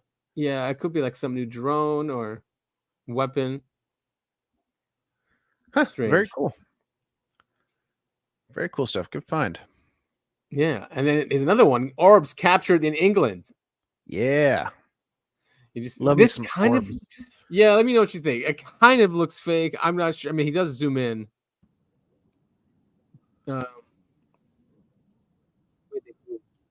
Huh. Wow. It does kind of look fake. Yeah, you're right. Right? You know what I mean? Uh-huh. It does look very Especially- CGI-y. Yeah. And these things are just going to get better. Yeah, that's the problem. I think that's the whole point behind this push with AI. Oh, here it is zoomed. Yeah, agreed. You won't believe anything anymore. Right. You're like, oh, it's AI. Yeah. Unless you see it with your own eyes. But then... So zoomed in. There's some good. They're defined. Huh. Yeah, I don't know what to make of that. He said he got it by email, so he doesn't have the source or anything. So that doesn't help. Right. Well, interesting stuff. Yeah. You shared this one with me. Also, I didn't know about this case unless I forgot about it. Yeah, I don't remember this case at all. So 16 school children witnessed a cigar-shaped UFO and occupants in Broadhaven, Wales in 1977. So a flying saucer seen by a guest house, a 7-foot-tall alien-like figure coming out of a hedge, excuse me, and a cigar-shaped UFO near a schoolyard. These are some of the 450 reported alien encounters from one of the UK's largest mass sightings in a remote Welsh village. The village of Broadhaven has since been described as the Bermuda Triangle of mysterious craft sightings and sightings of strange beings. Likely there's some sort of base there. Yeah. The spaceship looked like a cigar shape with a dome on it with yellowy, orange, or red light on the top of it. One child told BBC cameras at the time. Another child said he didn't just see a UFO, adding, "I saw a man, but I couldn't see its face because it was too far away." Now, more than 45 years later, those 10-year-olds who reported the strange sights during lunchtime at Broadhaven Primary School still insist this was no childish hoax. David Davies, 57, said he was initially skeptical when his school friends rushed back into class from the playground, claiming to have seen a spaceship. I totally regarded the story as being nonsense, as to me, flying saucers didn't exist. They were in bad 1950s sci-fi movies or in tabloid newspapers. He's not wrong. I like those movies. Let's see. It was silver, cigar-shaped, and about 45 feet long, and there was just this thought that came into my mind that I had to run away. Mothers can tell when you're lying, and mine was absolutely convinced I was saying the truth.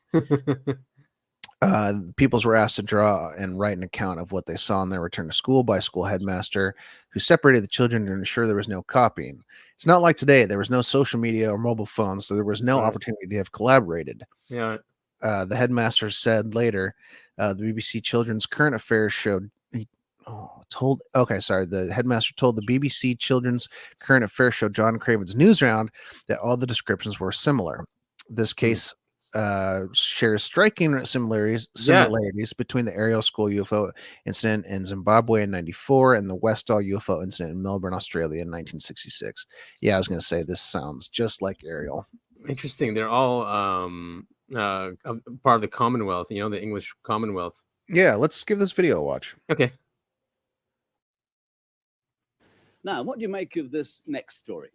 An investigation has begun into a claim that something strange came out of the skies and landed in the Welsh village of Broadhaven near Haverfordwest. Whatever it was spotted 3 times by children from the local school.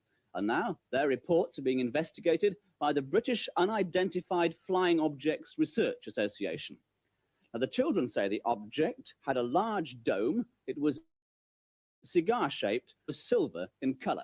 Well, to find out more, I've just been on the phone to their headmaster, Mr. Llewellyn. I know that 16 children saw it. And did they all see the same thing, do you think? There's a common core of similarity between all their descriptions. I got them to draw and to write what they saw. And do you believe it? I believe that they saw something which is not common in the environment in which they saw it. But whether they've interpreted correctly, I wouldn't know. Well, I saw the spaceship. I didn't see the man. The spaceship, it looked a cigar shape with a dome on it. It had yellowy, orange to red light on the top of it. How clearly did you see it? Well, I couldn't see its face because it was too far away. Oh, you say you saw a man as well, did you? Yes. And what about him? Well, he was too far away to be seen as well. My friend Philip here was trying to find a way over the stream, and I was looking at the bushes up the top of the trees. And then suddenly this silver cigar-shaped object seemed to pop up from behind the bushes and trying to take off. Then it disappeared again.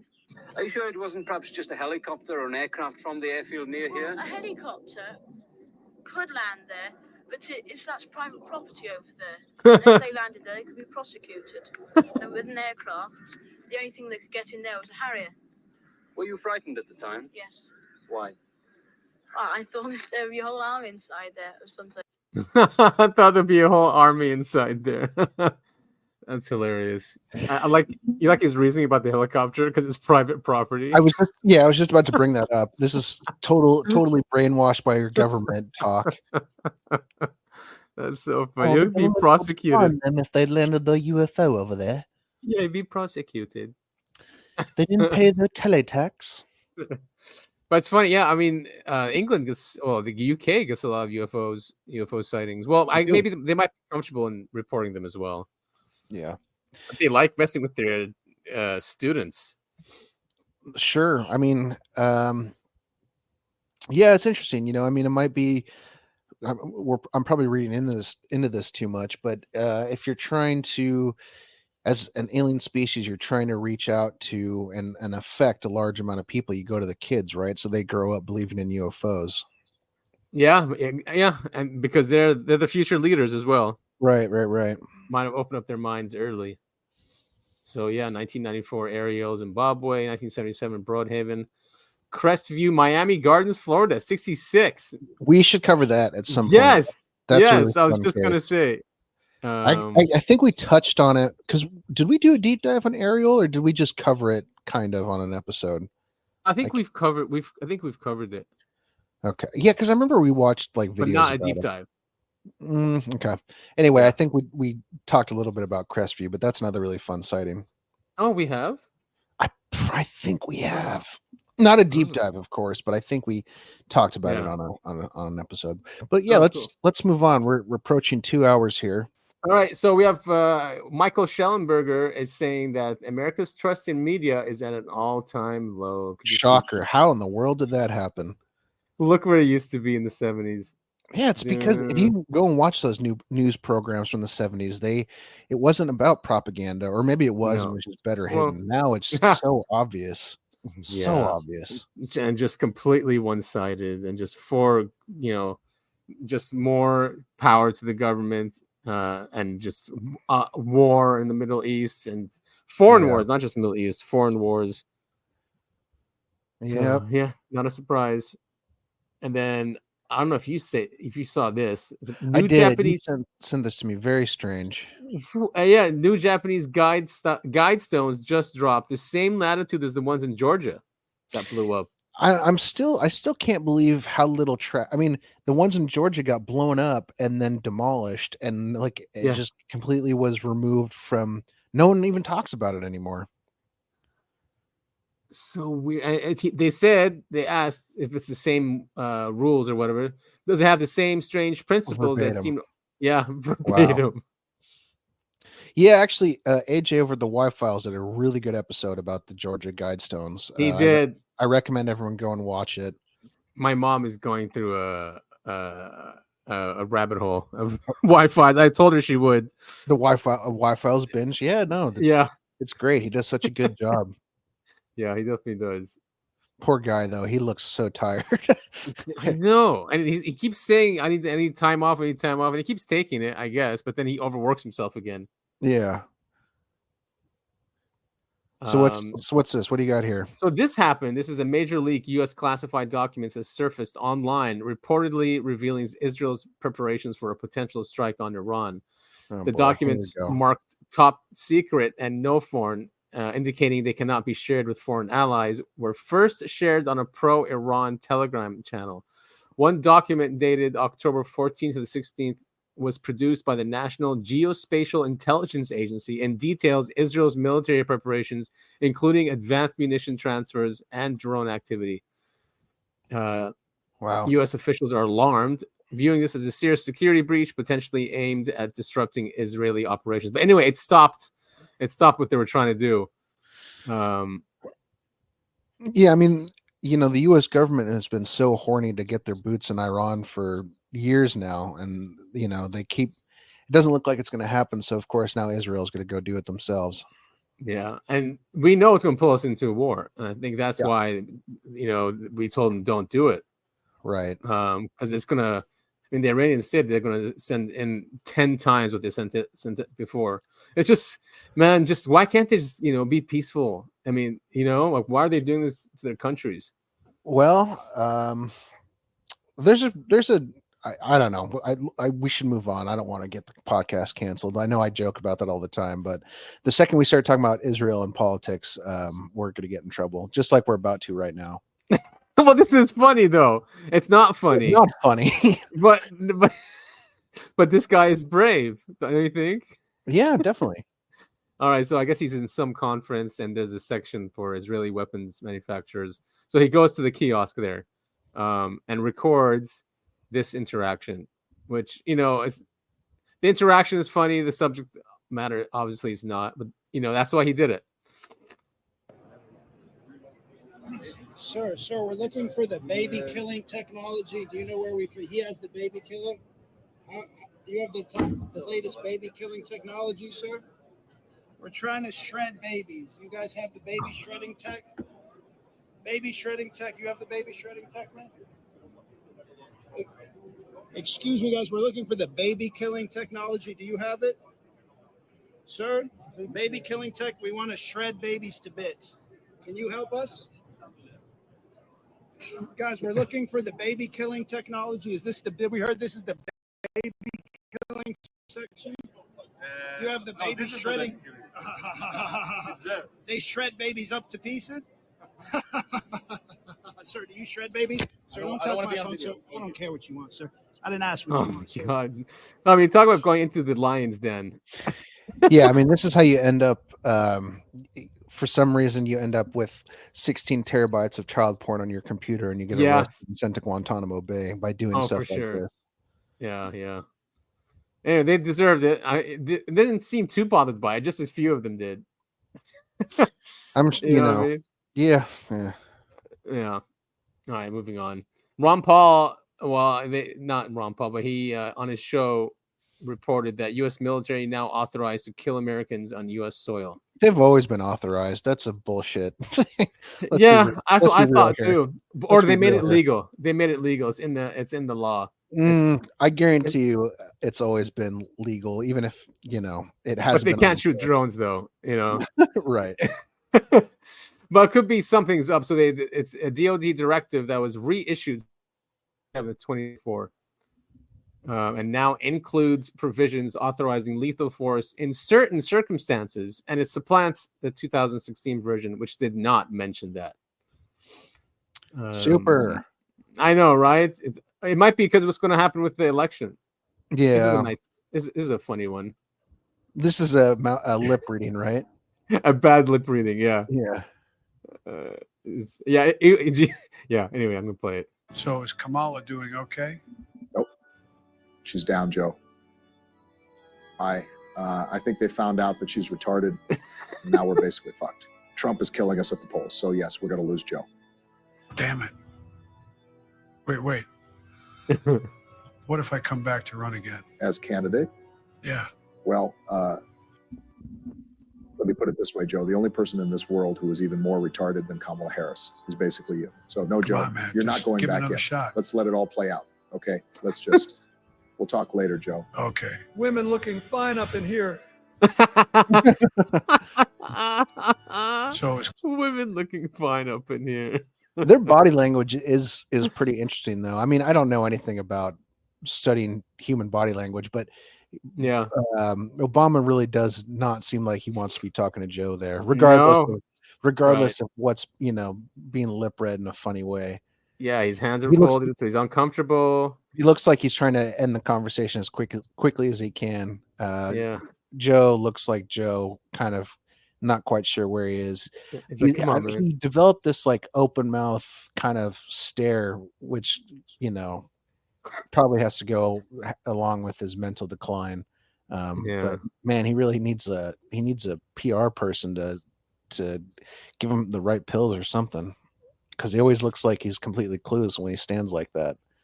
Yeah, I mean, Obama just looks so fed up and look at him. Yeah, he doesn't look like he's happy to be there. I mean, this looks like I actually don't know what this is from. Looks like it's because of the thing in the bottom left corner, Ethel Kennedy. It looks like they might be at a funeral. Oh, yeah, it is a So funeral. maybe that's why everyone looks so downtrodden. But just based on this conversation, the arms crossed, looking down, not looking at Joe, makes it seem like he's. Because I've had this conversation before plenty of times where someone's talking to me and I'm going, yeah, exactly, yeah. Well, it's only a few weeks away. God. I would say vote harder, but I'm not going to say that. Well, as long as people understand that no matter who you vote for, Israel's going to win. Yeah, that's for sure. When it comes to foreign policy, whoever we choose, they're going to win. I mean, what's the joke? It's like you get Kamala and Trump on stage debating. They start an argument about how much who will love Israel more. The SNL skit. Yeah, oh, no, I'll love Israel more. No, I will love Israel more. That's right. We showed Candace Owens did something like that too. No, me. I'm going to give Israel more money and more arms. No, I am. Yeah, it's getting so stupid. So is that it? Yeah, that's it. We made it just under 2 hours. Well, all right. Look at us. We're getting episodes done in under 2 hours. We've got a new theme song that's only halfway done. Oh things are looking up. That. Things are looking up. Just to go along with it. We can play it one more time before signing off. Let's do it. Yeah. Told but never seems to last, for the truth changes day by day, so you have masterpiece. To find it. That's the only way. It's the UAP podcast with Adam and Topher, so don't let it pause and don't let it buffer. We're bringing you stories about conspiracies. We can't break the locks, but we can give you the keys. Whoa, whoa, whoa, whoa. Hey, is that a black van? Oh God, I think they found us. Is that a man? He's dressed in all black and claims that he is human, but now we've disappeared and might be burning.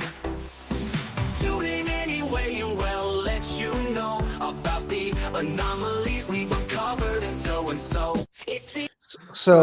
So good. I can now add that to my list of accomplishments. I'm a music producer, scientist, podcaster, author, voice actor. There you go. And music producer.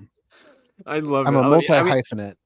Yes, you definitely are, and I can imagine even the music video for it, especially the whole oh my God, there's a black van. Oh wait, also I made a movie in high school about Edgar Allan Poe and acted in it, so I'm also a director and actor. Wow, look at that! I obviously can't tell you. It is on YouTube, but I can't tell anyone about it. That's amazing. How old were you? I was 18. 18. It was for my AP Lit class. My final assignment was we had to make a biography or an auto. We had to research like a famous historical author and make it was either like you had to do some big project about them. And so me and my partner at the time, in my class, my class project partner, we decided to make a movie because we loved movies. We didn't make a 40-minute film, and what? Our AP, I'm not kidding. Our AP Lit teacher showed it to every other period that she had. I mean, she loved it. She absolutely loved it. We got an A. You guys did the editing and everything? Yeah. We got an A+ on that assignment. Of course you did. That's amazing. Yeah, it was great. So we want to thank you all so much for tuning into episode 94. We're so close to 100 of the Uncovering Anomalies podcast.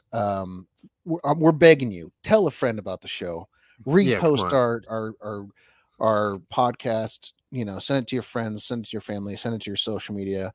And for those of you who are listening, we've got some really cool, dedicated fans who are fans who are giving us a lot of feedback, and that's really cool. I know you wanted to give a big shout out in particular to one of our listeners who always gives us comments on YouTube.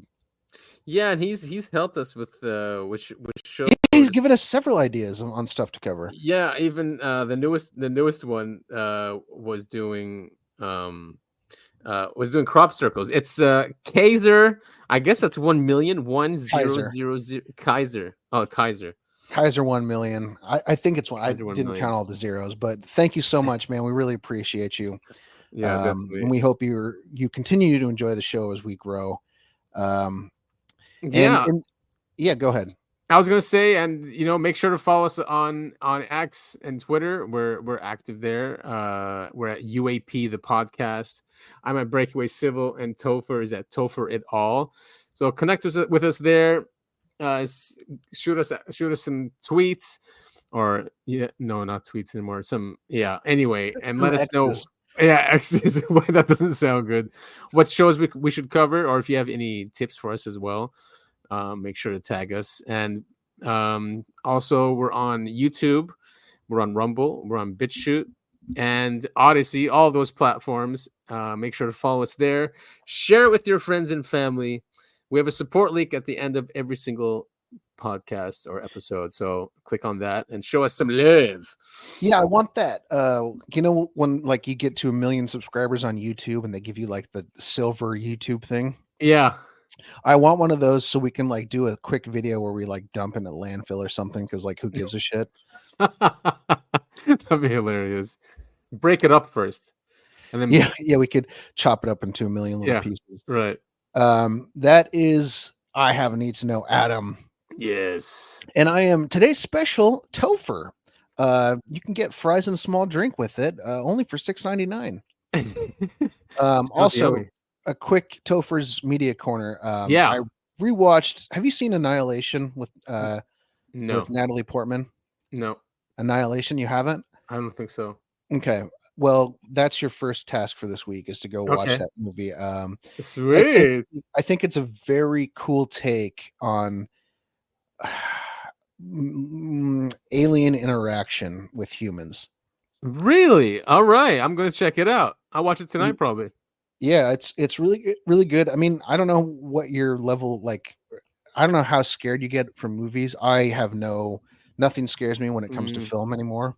I guess it depends what type of mood and what's going on in my life. That's what but I'm fine now. So I think this is a very low level horror movie. Like I even, there's like the concept of it is scary, but like there's nothing like, there's no jump scares or anything like freaky. Like, well, there's one scene that's kind of freaky, but I don't think it's that scary. And I don't think it was ever marketed as like a horror movie. So go into it like that. Like it's not like, is it like a psychological thriller? Kind of, yeah. Okay. Yeah, but it's great. I watched it this weekend for like the 10th or 11th time, and I'm still picking up things where I go like, oh, okay, now I get that part. I get kidding that. Me. Nice. Yeah, and I had a new appreciation for it when I watched it last night. So go ahead and watch Annihilation. Will do. Okay, Annihilation. And I watched King of UFOs, by the way, or King UFOs. It was good. Wasn't bad at all. Yeah, it was pretty cool. Good. Yeah, but not too long either. I think it's like just over an hour or something. So, and it was really cheap on Amazon, like $1.99. Nice. Well, like we always say, thank you all so much for listening. And I guess that's it. I guess we'll see you next week. Yeah, see you all next week. Late.